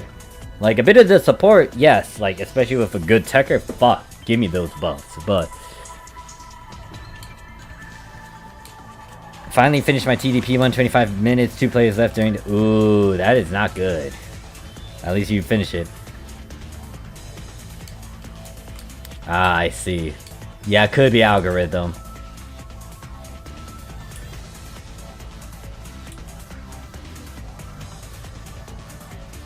Wait, who's Pain Pickle then?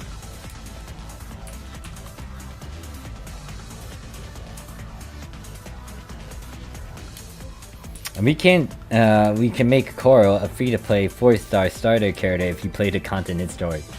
But yeah, like the other thing is too that Mihoru kind of treats their people well, especially with the fact that they kind of like message me, and I feel like they message a good chunk of the content creators as well. They actually went out of the way to talk to them,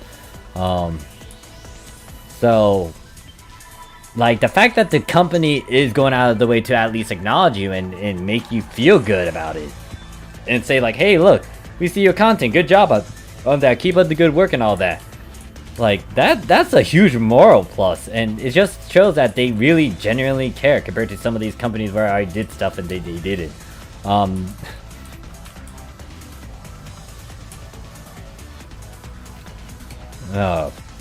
That's the thing, like, to get the hardcore players, especially those who like those, like World of Warcraft and Final Fantasy, you might want those raid mechanics, where it's support roles and all that are important, but at the same time, is that Sega's intent?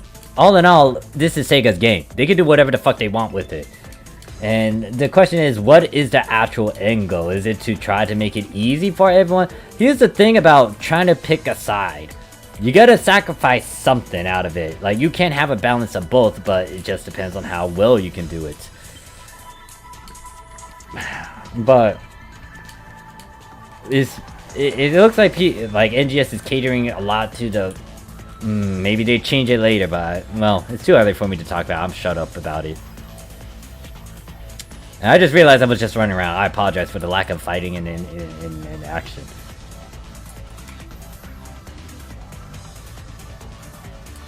Now, is that a good or a bad thing? Well, that would depend ultimately upon that individual.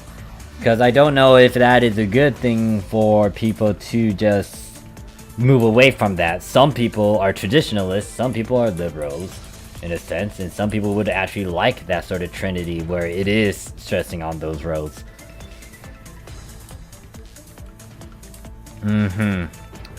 Yeah, so it's like, you can't please everyone. You are going to be sacrificing stuff. You are toying around with stuff, and that's NGS. They're gambling on a lot of things. It is new, though. I give it that benefit of the doubt, because it's new, and there's a chance that it's able to do a lot of things.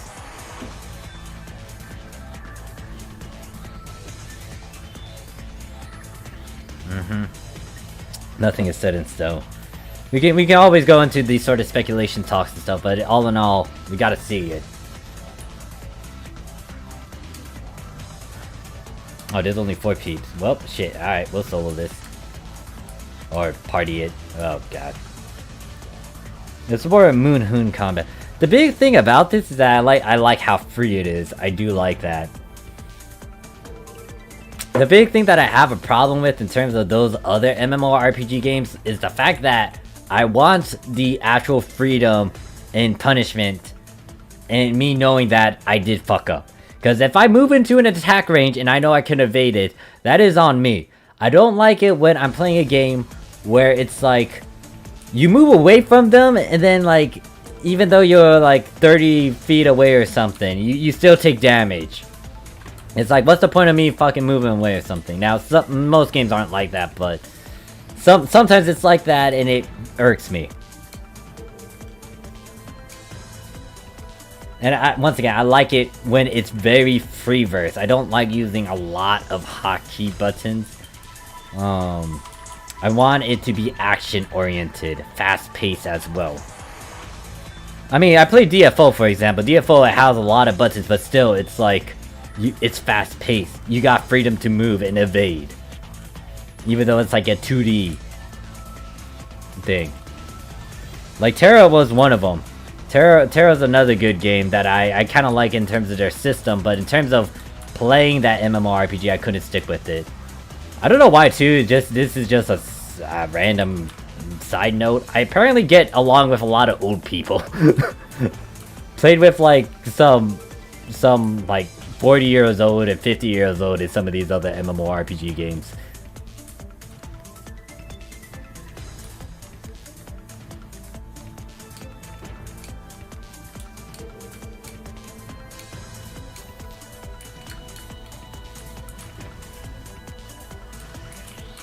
Leveling Pog. Hopefully I can level. I don't know. I'm just having a chill time, ranting every now and then. Just talking. Like I said, I was gonna go into Ship 3. It's been a while since I've been on it. Along with Ship 4. Ship 4 I have not been on at all. Tell that hero to stop using the normal attack hurts my eyes. I mean... It's not gonna be that bad, Day. Come on. They're just helping me out. They're carrying my ass. I love Black Desert combat system. Black Desert, like, the graphics for it, holy shit, my eyes. The only thing I'm kind of afraid of with Black Desert is the PvP system, especially with how my friend kept on telling me, like, oh yeah, we can PK noobs. It's like, what, really? Is that true? Can you PK noobs in Black Desert Online?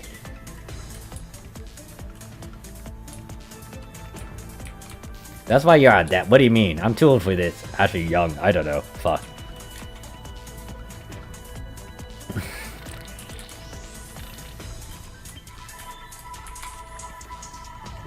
I am gonna stress over it. We're just killing shit. I have the weak bullet. They're helping my ass.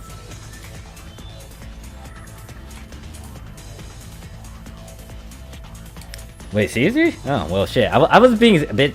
Well, the graphics are pretty high up there. Like holy shit.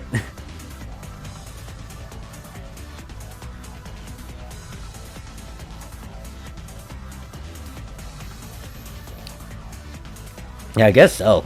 It looks really nice, but at the same time, it's like, fuck. Pretty much, not necessary noobs. Ah, okay. Now, here's the thing about me and PvP. I guess we could go into this discussion. I'm not a big fan of PvP. I hate it. Like, the big thing that's gonna... Well, don't get me wrong. I can do PvP. It's just that I don't know how I feel about it in an MMORPG. Because there's a lot of factors that would contribute into you actually... beating their ass. In terms of a video game like Dark Souls where it does, you know, have a bit of perks about it and it's not really an MMORPG, I'm okay with that. That I can get behind, but... Or a battle arena sort of sense, like a MOBA. God, I hate MOBAs. But at the same time, I play with pals. Like, that's the one rule I have about MOBAs. If you play MOBAs, you want to do it with your friends, because that's the best way to have fun. Especially if you're all salty and shit goes down the fan. Just have fun with it. Like in Smite, we had fun with it. There were frustrating times, but we were making fun of a lot of things.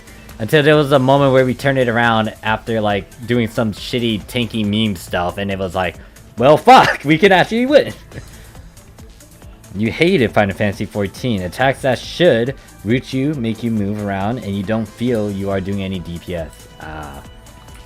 I don't know, there's like a lot of mixed things that I heard about Final Fantasy 14. I had a bunch of my PSO2 pals go over there, and they really liked the damage output over there. One of my pals went crazy with damage stuff again.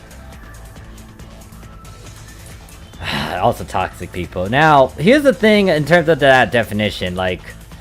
In terms of toxic, it's being toxic as in, like, being stupid and being really annoying and being, like, I don't know, a jackass.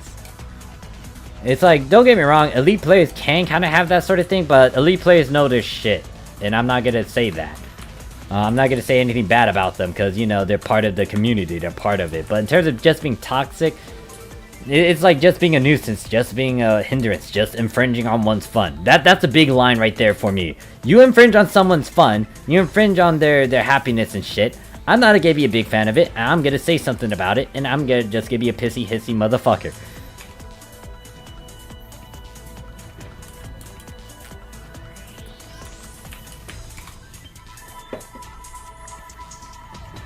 I sleep. Peace. Alright, see you, Scar. Thanks for stopping by.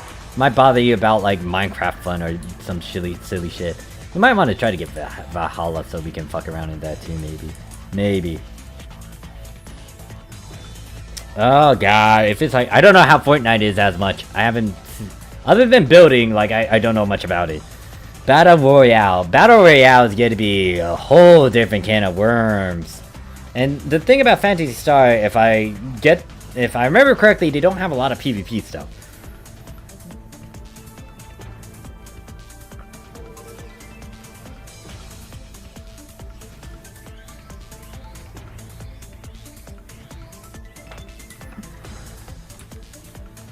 Wait, Battle Royale. So, here's the thing about Battle Royale. You just go kill stuff unless you're in a party or team or something. And you collect stuff. That, oh god, I could see I could see NGS doing that. Fuck. PvE toxicity is like backseat gaming. Yeah, in a sense. It's like, there's no need to do a backseat fucking gaming. I don't get it. Like there's a difference from advice and doing it. There's also ways to give bad advice. There's some people that I know that can give advice, but they can be very blunt about how they deliver it. They're not nice about it. Some people can be nice about it. It depends on how it is projected and how it is presented. Because I know people who can give good advice, but they do it in a very negative way where it might seem quote-unquote toxic. Now, the big thing, once again, with toxic and how I define it is if it infringes on one's rights, on one's fun. That's why B20 was toxic. Now, I can say this because I was in that group and they almost got me out of this game. And I knew a good chunk of good B20ers, or I kind of understood the mentality and started to realize some of these people. But like, B20ers, they infringe on one's fun. They made sure you didn't have a good time. The moment you said you didn't want to see something, they start doing the opposite of what you said. And that can be good and or bad. Like if you said, oh yeah, I don't want to see porn shit. Guess, oh, well, porn essays. Oh well, excuse me. Lewd, hentai stuff. Actually, hentai was going to be censored too. Anyways, regardless, like, you say something that you don't want, they would do it. And they literally invaded blocks. Like, if you had a good community block going on, there's a chance that B20ers would send a group of people to try to invade over there and try to mess things up. How do you double jump? It is a natural perk. You had to get to a certain level for that. Yeah, level 40 or 30. It's in the skill tree. If PSO2 NGS has a system where mid-game you force them to be... Oh god. If PvP becomes forced, I don't know how people would feel about that. Backseat gaming is... Yeah. Like, don't get me wrong. There's times when you could do that. But at the same time, you gotta understand who the person is and how they're playing the game. Like, if they're playing the game blind and they really want to get, you know, a blind experience and have their own fun, you would avoid doing that. That's why I don't say as much unless they ask. Like, if I'm watching someone stream and they ask for how to do this certain video game, I'll give my 2 cents about how to do it. But that's only when they ask. Like, when I'm playing Genshin, I try to be blind about it. But when I need help, I'll ask about it. And I did say it's an A-okay for people to just give advice and give me heads up on how to play, what is it? Or, like, some tips and advice about Genshin when I stream it. Most likely that's gonna be the same dealio for NGS as well, since I'll be learning from people. Force PvP would be a deal breaker. Hey there, Morris, how you doing? Remember the PSO2? Oh, when yeah, that I remember that clearly. It pissed me off, especially since I remember the guy's name too. But they kind of behaved themselves after like the fact that they were about to get reported and all that. It's like they had to switch too. Like they understood what B6 was, even though they talked behind our backs and kind of said shit about B6. What was it? They had to switch. When they got into B6, they were nice, and then when they went to B20 or whatever else they were doing, they were quite aggressive, mean, toxic.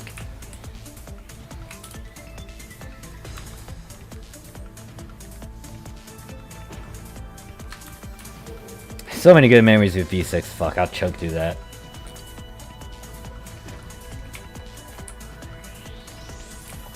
Oh god, I'm dazed. I'm dazed. Hold up. Fuck. I am on ship 3 right now, and apparently I'm fucking dazed. Oh god, chaos. Now, I'm familiar with that team name. I'm familiar with those people too. A couple of them. Fake as fuck people. Yeah, but like once again, like the thing about some of the B20ers, some of them were normal people. Didn't blame everyone. The thing about B20 is that they were led because of certain individuals. They got influenced by those individuals.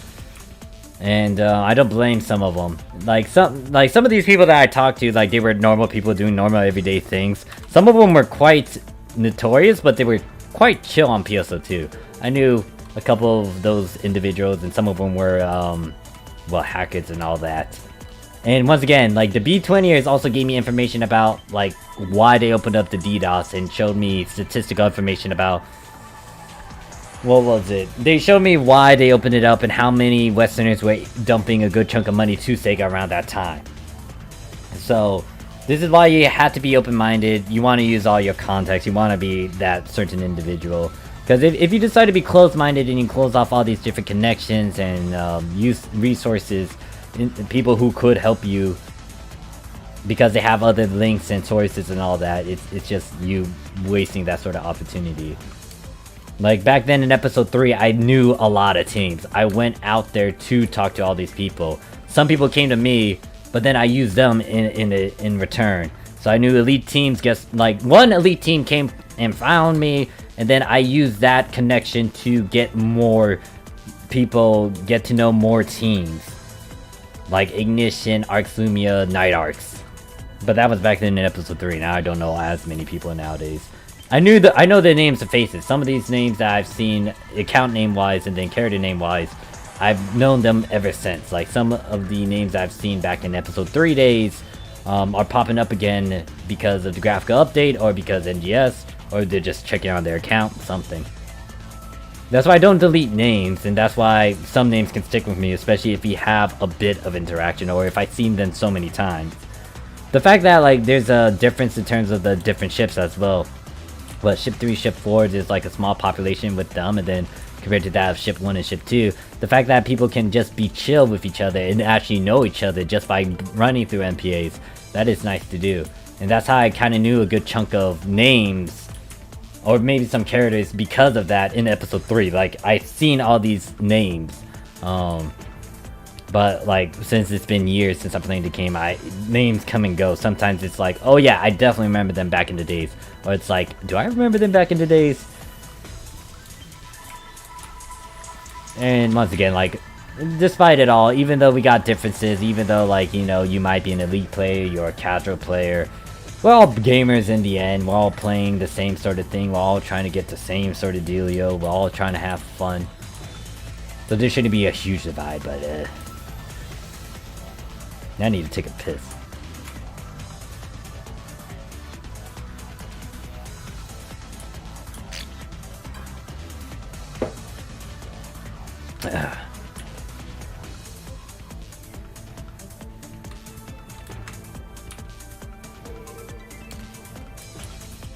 The problem is human beings. Human beings are different. Everyone has their own pride. Everyone has their own perspective and mindset, and they think they're right and stuff. We get to clash heads, butt heads, then we go into war sessions. It is what it is.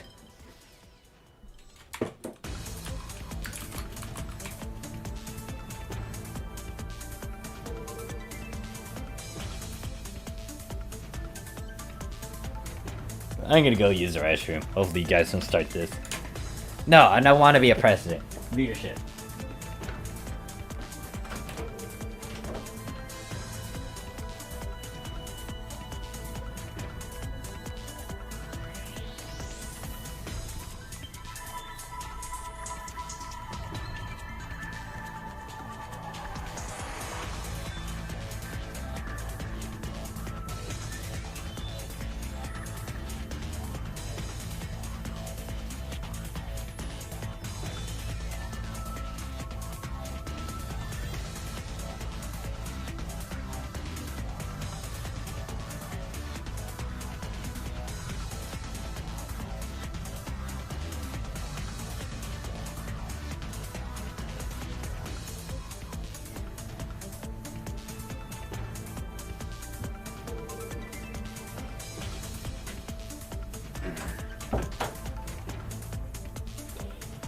Alright, so, let me talk about that, since that's decided to bring that up. Let me talk about leadership, because I hate leadership. Don't get me wrong, I could be a leader if need be, but I don't want to be a leader, because that has a lot of responsibilities. Like, here's the thing about being a leader, you gotta man up to those responsibilities if you want to do that. Let me also change this music. Like, don't get me wrong, I'll lead my own group. Like, if you want to follow, so be it. I'm not denying any followers and all that. But the problem with being a leader, you gotta take responsibility. You gotta do what you gotta do. And the thing is, sometimes it's a bit too much and it adds stress. But hey, look, you decide to take up the mantle, you gotta live with it. So in terms of like, let me talk about this in terms of an officer, since I did have a bit of experience, especially since I did JROTC. I was a leader, I was an officer. Did I want it? I was surprised that I got it. They were desperate, they needed officers. My senior army instructor said, hey look, we need officers. We don't have a lot of the certain year cadets. You're a third year, we want to promote you immediately to an officer. Usually, to become an officer, what is it? To become an officer in JROTC, you gotta go through boot camp. I didn't go through boot camp. I was apparently just promoted me because of the fact that I was a third year. And they didn't have as many people. So I could have become, or I could have become the, what's the thing, battalion commander? It's like the one that lead everyone. It was like the big one. But I turned it down because I was like, I'll take the officer role instead. I don't do like drills and after school stuff for ROTC. So I took up officer role. So I became a leader. Then I got like a second in command, my first sergeant. So it was a small company, it wasn't that big. So I was able to lead by example. Wasn't that stressful, was pretty simple. I already knew what to do. When I started to lead a bunch of, so here's the thing, usually 11th and 12th graders become officers. I was in those years. I became a senior, I became a, well, I went into 12th grade. I was still an officer by that point. I'll just start this up now. So when I became an officer, I kept my ranks, and then I was transferred to a different company, and I became their officer for a bit. Had a first sergeant as well. This company was a bunch of 9th graders. People coming from middle school to 9th grade, to high school. So I had a group of maybe 30 plus people. Hated it. Because all these damn cadets were annoying. Well, some of them were actually good. They knew what the fuck to do, but a good majority of them were like troublemakers, and they were acting up and doing all this. So I had to shout at them. Like literally, I had to use my aggressive voice on them. I don't like using my aggressive voice on strangers, but you know, as a leader, I have to lead, and I have to do what I need to do. Like, I'll warn them, like, try to get them in an authoritative, like, in a sterner voice. But the moment they piss me off, I tend to use a louder voice. And then I would have to punish them. Like, sometimes my army instructor told me, like, hey, look, they gotta get punished. And I'm like, alright, we're gonna do that. And what I could have done, like, one of the officers after me, they kind of did this thing where they punished them, but they didn't follow them as well. Since they are my company, since I am leading them, I am their leading officer, along with my first sergeant.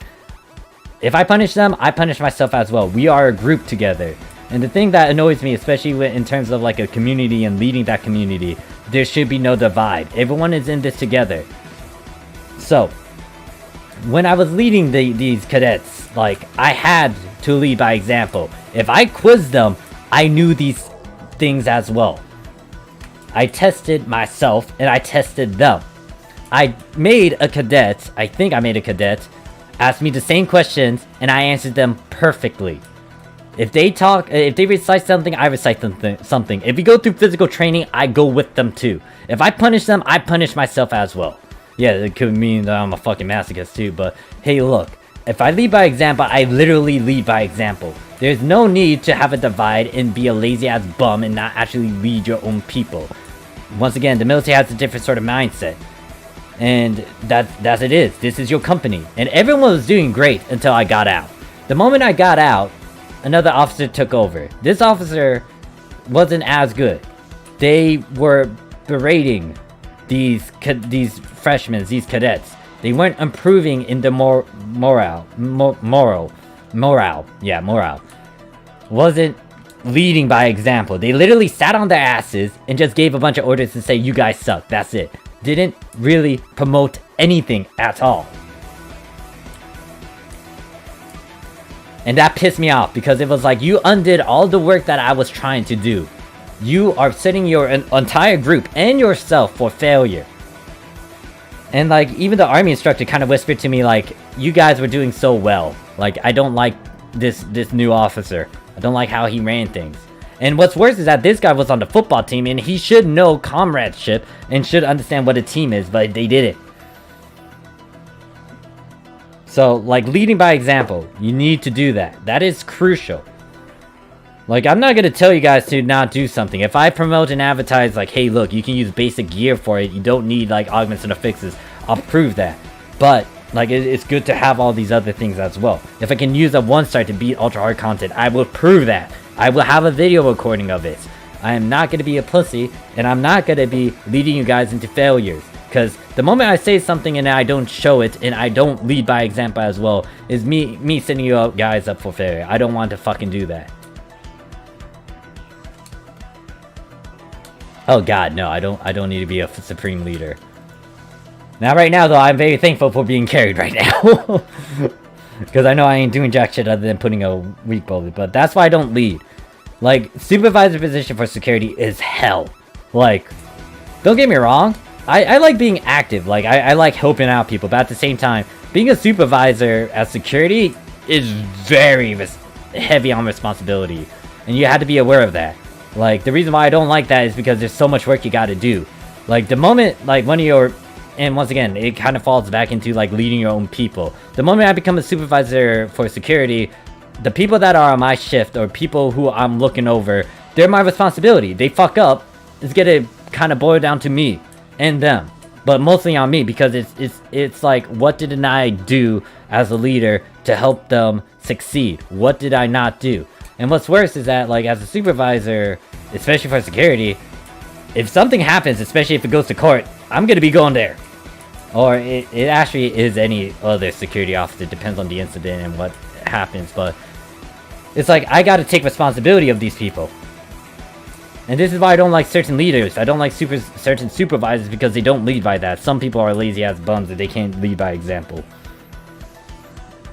Well, I'm not gonna reveal it yet. I kind of talked about it, and then apparently the ship 2 guys are nuts and wanted to do the challenge that I kind of mentioned. But you'll see it in due time. I'm actually a security guard, that true fact. Really? Security, like, here's the thing about security guards. Like, you don't want to be that stressed out, but at the same time, you do want to have a switch, or you do want to know your shit, because you don't want to be too lazy of a security officer. Especially with how movies kind of portray that. It's kind of true with how the movies does it, but at the same time, you want to make sure you have a switch, or you want to be able to have a proactive mode. Like, that's why I purposely went into amusement parks and anything that had a lot of people. I could have went into a private business where, you know, it's only like a in and out sort of thing where I just check IDs and make sure they have the right credentials to get onto the premise. Could have did something like that. But no, I purposely got myself into amusement parks and whatnot because I wanted to, 1, get that experience, and 2, actually have hands-on help and deal with actual situations where I might bump into in real life. I also did, like, security. I hate that one. Security for fucking, for my anime convention. That was, bad. But it's someone's gotta do it. Hard to find an actual team in games nowadays. It's usually just individual players trying to one-up each other. Like, who can maintain aggro carry mentality, etc. It's a video game. It depends on what the video game is too. But if you look at MOBA teams, especially those who are going into esports and being, like, you know, sponsored and having a lot of money behind them, and big teams that are getting into these sort of things, they have comradeship. They understand each other, and that's what it should be in most video games. But once again, you got a point. A lot of people have a bit of pride. They want to kind of one-up each other and all that. Glaze says, I was lost prevention in a grocery store. Ooh, crazy times there. Brawl down and shine more shadow. Ghost like, yeah, because You'll make a hard decision on firing them or finding a solution that's not helping a team. You gotta be harsh sometimes. I hate it when I had to be a bit harsh. Like, I had to... Some of the cadets back then, I had to give them a one-on-one talk and say, like, hey, look, you're not doing good. You gotta raise up your grades or this is gonna happen. And I hate doing that to, like, people as well, because... Do I really want to do that? Like... But sometimes you gotta have to do it. Like... That's the thing about being a leader. You gotta be stern. If you make a decision, you gotta be 100% sure, like, hey, look. This is what's gonna happen if you don't do it. And this is what's gonna kick in. That's why anyone who's running a team and they have certain rules and they gotta kick someone out, like, I'm not gonna give shit to team leaders, because I had to do a bit of it, real life and in game. Like, you gotta keep it stress free. You gotta do what you gotta do. If you are a high ranking team, you got certain rules and stuff. You gotta do what you gotta do.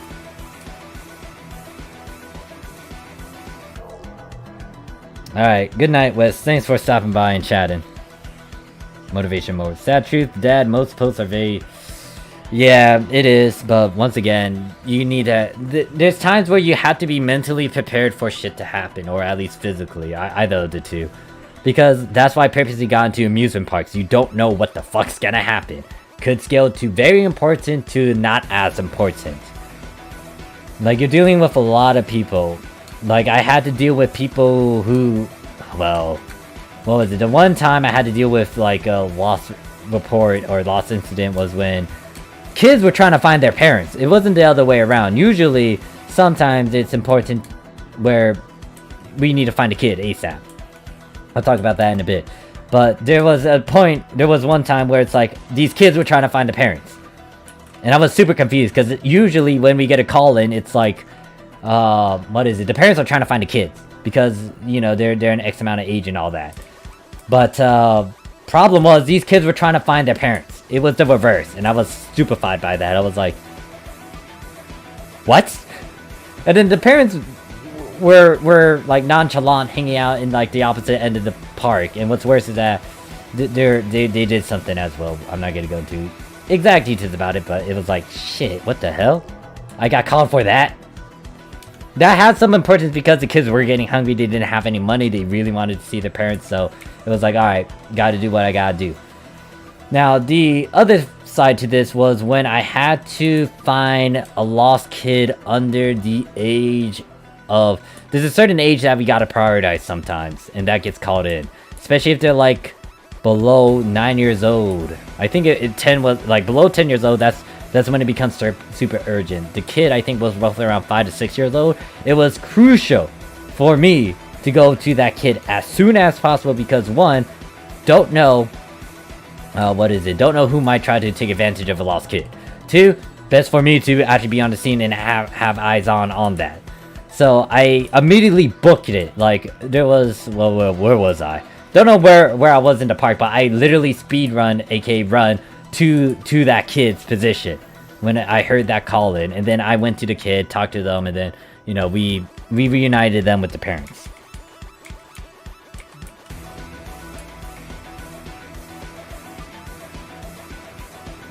Welcome back, God. Like, yeah, here's the thing about security officers as well. You are not a police officer. That is something that some people kind of confuse security officers with. I'm gonna just be stern and strict with this. We are not security, and we're not police officers. Security officers are a downgraded version of that, and this kind of helps you figure out if you want to go into police officer. Police officer work is 3 times as stressful, and it is very important. My pal, once again, the guy that got me into security is now a police officer. Not only that, he is in the reserves and he does all these other things. He tells me all these different stories about what he has to deal with. And then there's stories where he talks about the one especially that he told me about was a co-worker that didn't really have the skills to be a cop. And when the time came for them to take action, they didn't take action, which is bad. Like, this is why you might, if you really want to think about going into the police force, become a security officer first. Especially for an active one, like where you are hands-on and you are actually helping the community or whatnot. Like, you need to make sure you can do stuff when the time comes. I did a lot of stuff when the time comes as a security officer. You can't just freeze up. You gotta take action. The problem with this cop that my pal told me about is that they froze up when there was like a giant issue going on. There was a family in need. They were calling for help. The cop didn't do anything. They were frozen by fear, or like, you know, unable to do anything. They just froze up. And like my pal had to come in there, and then with another police officer, they had to take action. But like, you can't just freeze up like that. You can't. You got to do what you gotta do. Like, sometimes it's hard for me to talk about it because you gotta be in that situation to take action.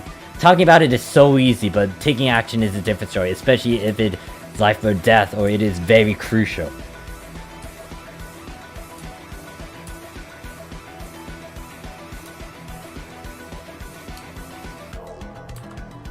Like, when the moment, like, what was it? Oh shit, there's so many things. There was like a fight at one time at one of the places that I was working at. There was a fight. And the thing is, all the security officers responded, but at the same time, you had to adapt to it. The problem was, when I went to the scene, I didn't know who was starting to fight. I didn't know who to restrain. But the problem was, like, I shouldn't be touching him, because that's a big no-no. But if the time comes for me to do it, then so be it. But the problem was, every security officer was kind of in that area. I went back to the front because my presence there is in that scene isn't helping when there's like other security officers over there, and there's no one guarding the front, where something could happen at the front as well. Someone could sneak in, someone can do this and this, someone could bring a weapon in as well. So I went over there and addressed that instead.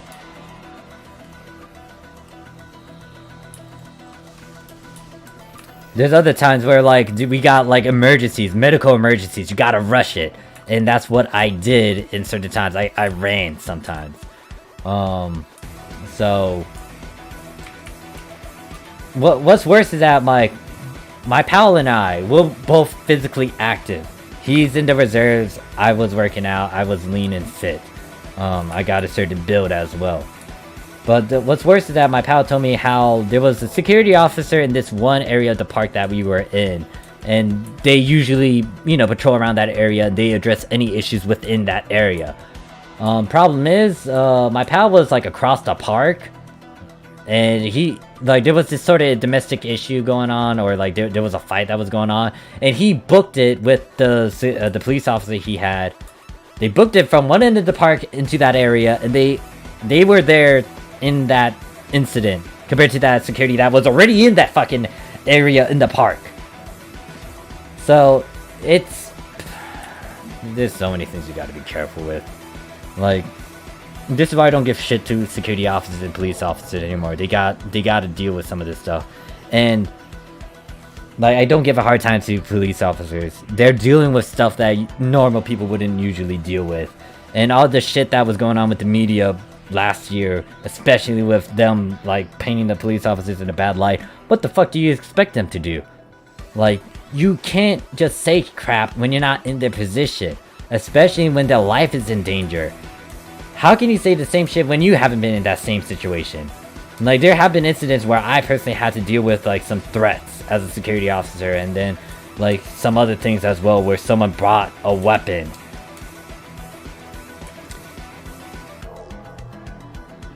Like, I can't.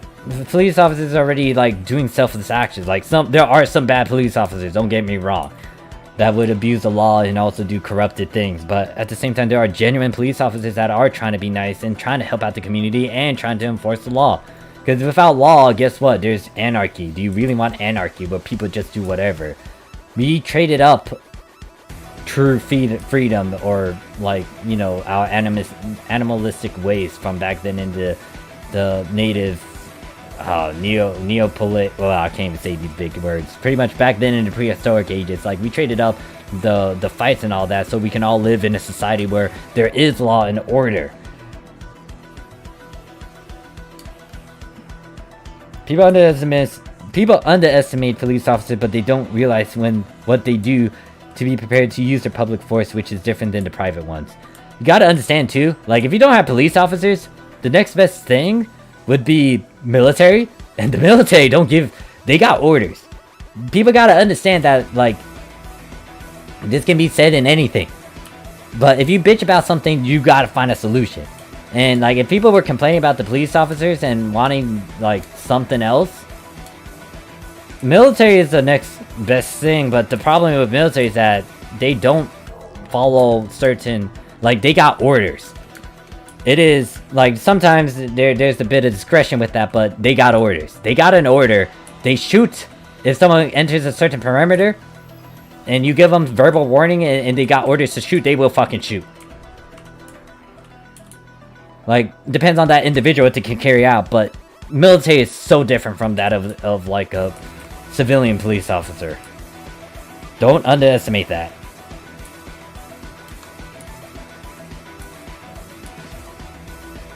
You can't mess with the military. This is why you gotta be super careful with them.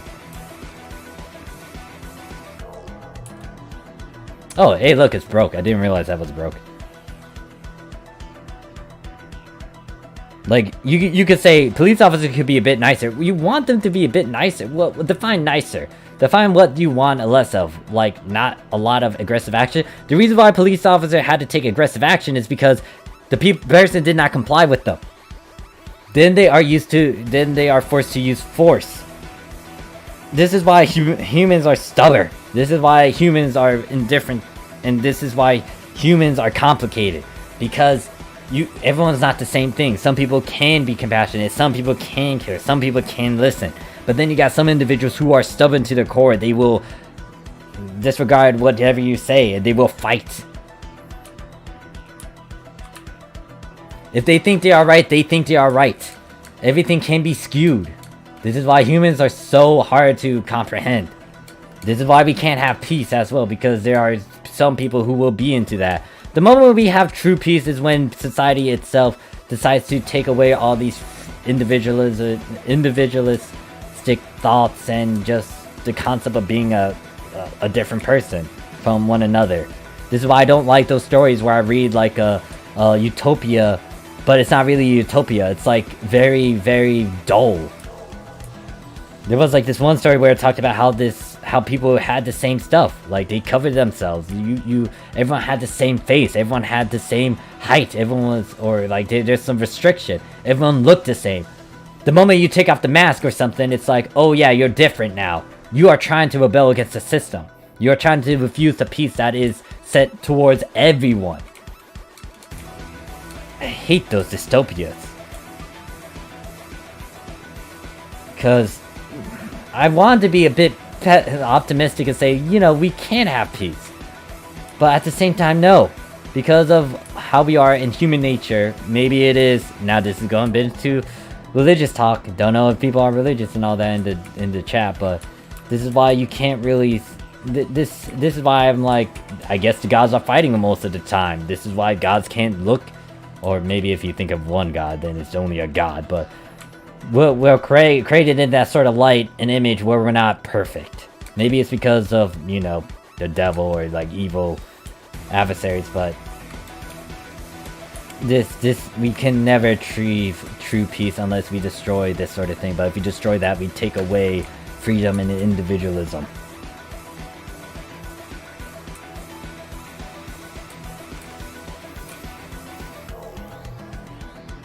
Like, I've always been thinking about this. Like, ever since middle school when I went as an emo goth kid. Like, I thought about this. Like, the reason why I was so depressed was because of these things I was thinking about. Like, oh shit, people are fighting against each other. Shit, how do we solve against this? Why the fuck am I in this sort of world where people can't just get along? But it's like, hey, look, you gotta push on. Try to look at the happiest side of things. Like, life is shit, life can be a bitch, but hey look, you yourself can make it as a bitch, or you fight and struggle and rip and tear through it all and be like, hey look, this is what I'm gonna fucking do, I'm gonna do whatever I need to do. If I'm gonna have fun in the game and make sure that I have my fun, I'm gonna make sure that my fun is there and nothing's gonna jeopardize that. I will fight for it and I will do what I must to make sure it is there.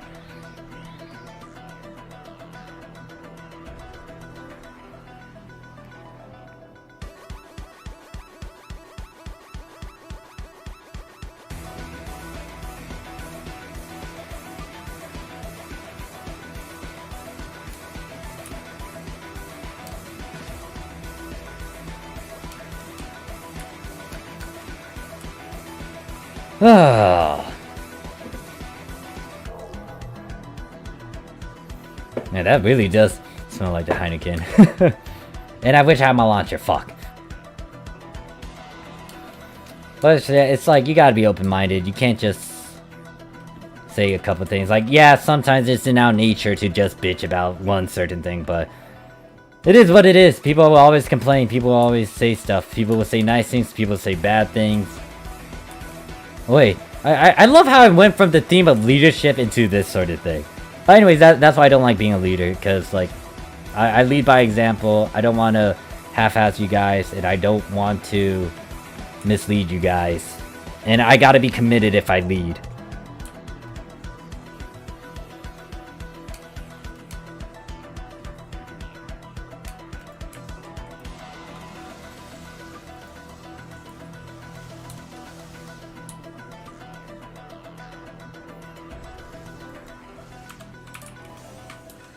I might make my own Japanese PSO2 team, but I need to talk to the one guy that I know and leave their team.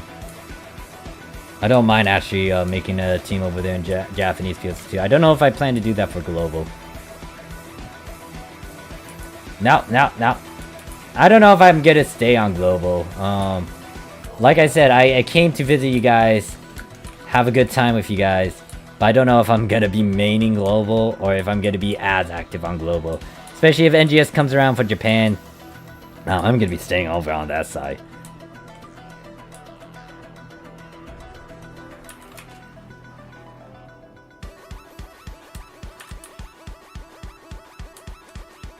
I will come every now and then, especially since I have an account over here. But shit.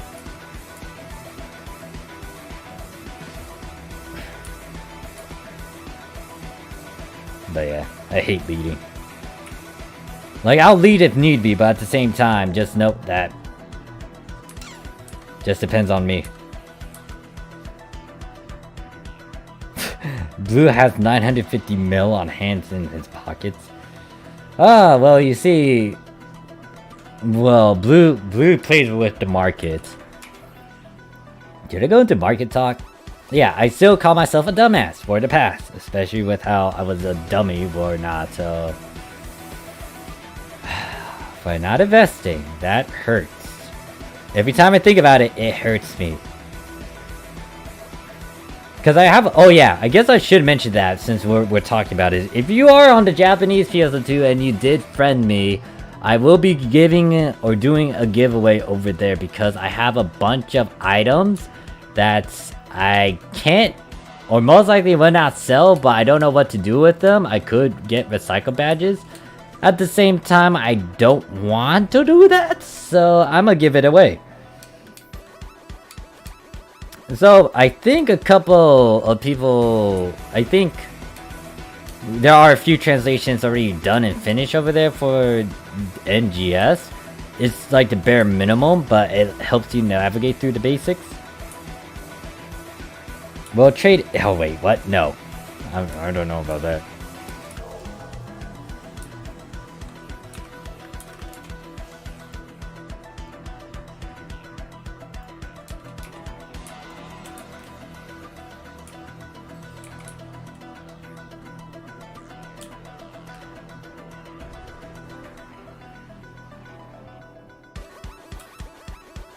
Ah, I see.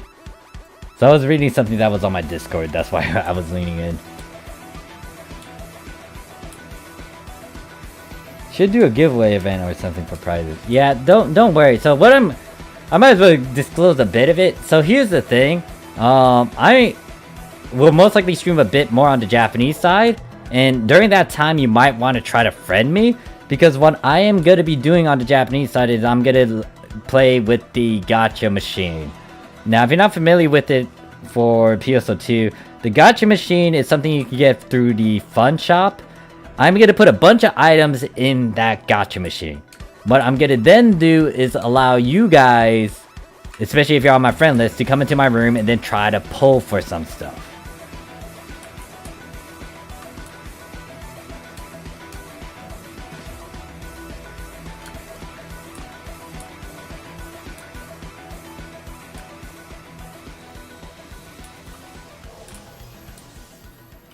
Now this can range for like a bit of pop items like augments and affixes, or it can go towards something like an expensive lobby action, or something you might not have, or expensive fashion, expensive voices. I'm gonna figure out which one. I will make a separate video just to inform those who might be interested. But yeah, I am gonna be doing a gacha sort of free giveaway event for the Japanese. Well, it might cost a bit because it will take at least 1,000 meseta. Maybe? I guess it depends on what the item is, but yeah.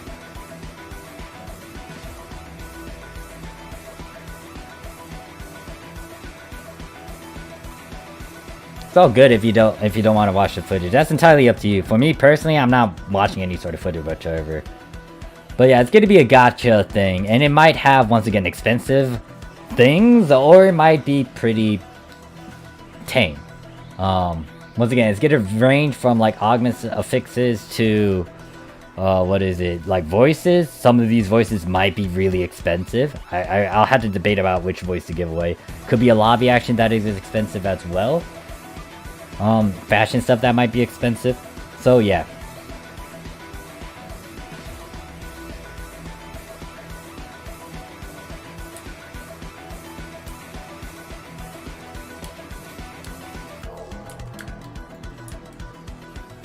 Alright, so I'm gonna be ending the stream in 7 minutes. What I do want to do is just talk to a bit of peeps before I go and poof.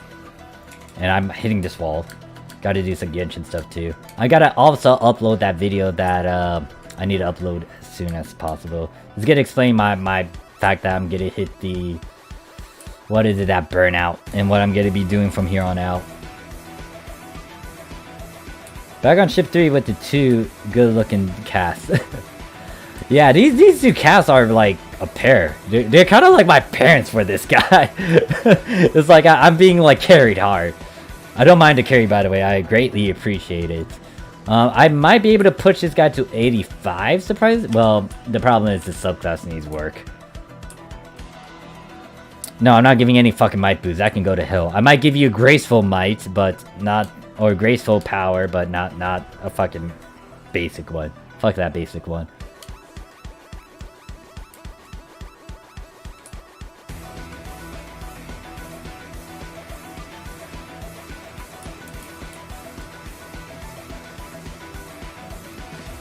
So what I'm gonna do before I forget as well, once we are, well, most likely I'm gonna be done after this one. But what we can do is huddle up in the, let's go to wait, what did I do for ship 3? What's another area? Damn, you guys don't have this photo studio things. Can we go to cafe? What's in the cafe now?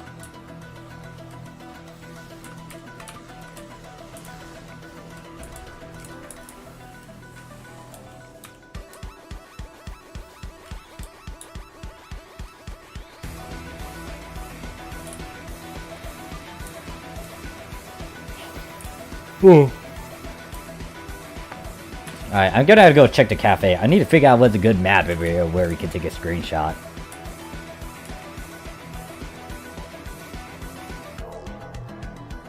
Yeah, the thing is, if Japanese NGS is gonna be a thing, I'm gonna be there for most of that time. You could go to the casino area. I haven't took a screenshot over there. But yeah, the sad thing is, I still main Japanese PSO2. Yeah, no, we're not going here. Let's go to the cafe. I was on ship 1 last week. Granted that I did kind of take a bit of a break on Friday. Might make it up to you guys this weekend, depending on how my burnout is. So I'm gonna go over there. So I guess we can take a screenshot over here. Let's... where's a good place to take a picture? I guess right here. With the castle. So if you guys want to take a screenshot, I'll be in the casino area in B48. I'll give it a few minutes.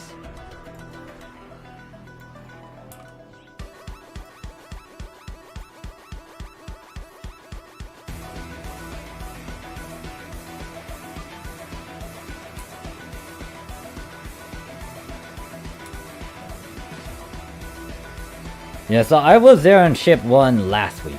Not during this week. And that is Crow. Alright, let me position the camera.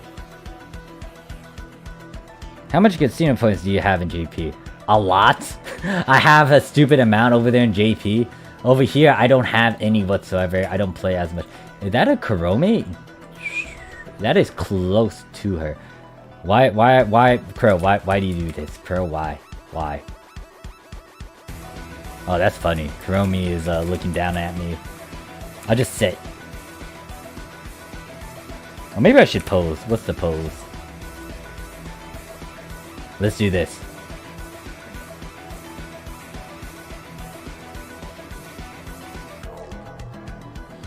So yeah, this week it will be ship 4, ship 3. I am gonna get back on ship 3 on... Oh god, it's that character. Shit, hold up. I need to make sure that this is a male cast. Holy shit. Wait, why can't I click? Is it because of the T? What the fuck? Let me click, god damn it. Why can't I click on you?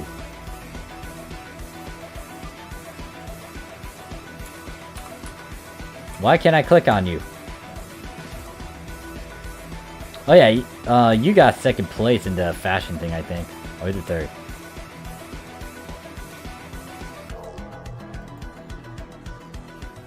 Yeah, male cast shit.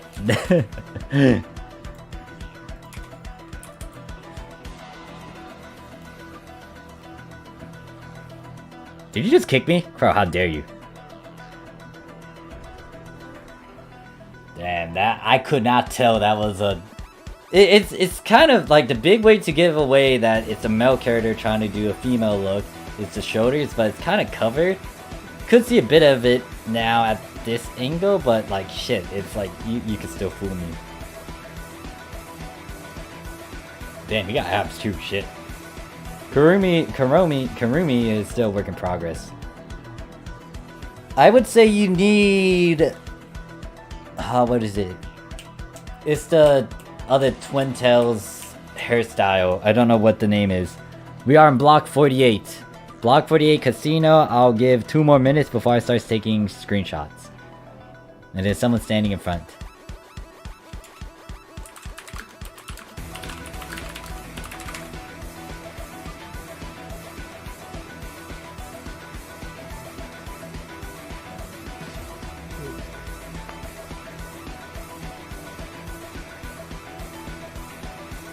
Oh damn, you got a light weaver. Nice. Why is this guy freaking out? No clue. I have no clue why Crow's scarf is freaking out. That's what happens with scarves. Damn, Ash. Okay, yeah, that... The thickness kind of gives it away that it's a male, but shit. Like, if I look at the upper body upwards, might be fooled by that. Lin. Ah, from Fire Emblem. Oh wait, I think I saw that character before, yeah. Stop kicking me, Crow, god damn it.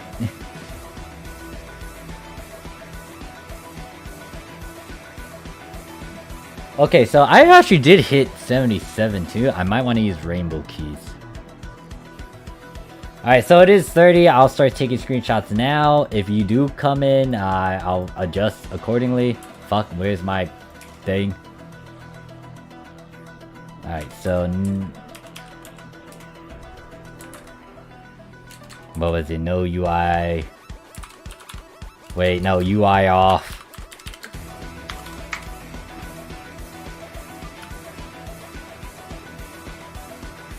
Let me take out different angles.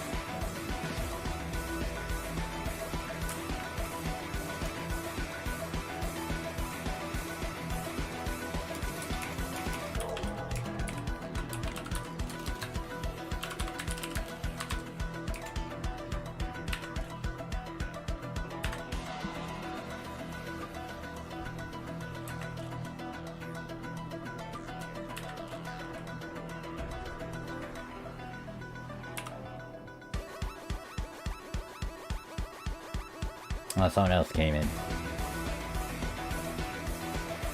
Let me delete a couple pictures from over here.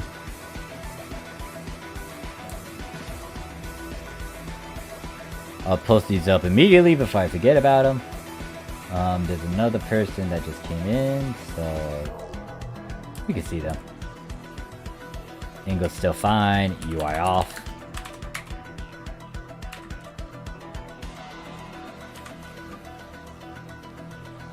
Oh, they did a pose, and then someone else comes in. Someone's blocking the camera. Who be this?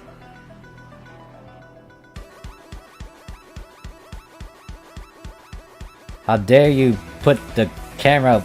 I don't know.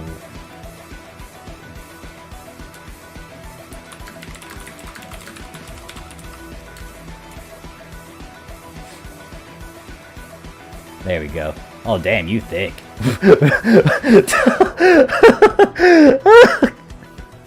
That is a character. Damn, Tyrone. That is a character. I was like, damn, that is pretty thick. Damn, they're really fucking thick. What? Again? Oh wait, if it's down below, yeah, let me change that. I did change the link to it again.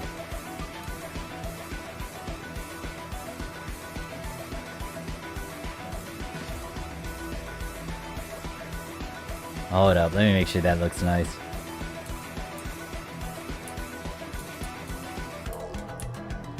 Alright, that is pretty much it. I will post these in the Discord. Well, actually, you just did a post. I'll do one more picture and then we'll be set. Now, what the fuck? And now Kuromi just got like a box higher. I think apparently Crow's right behind me.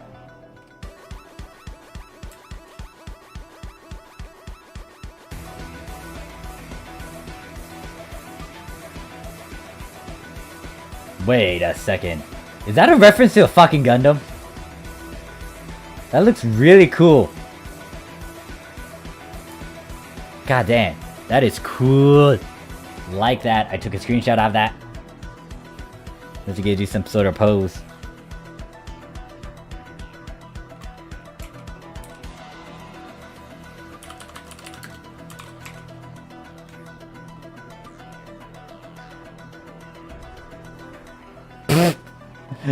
You just move, what's their face? Deuce.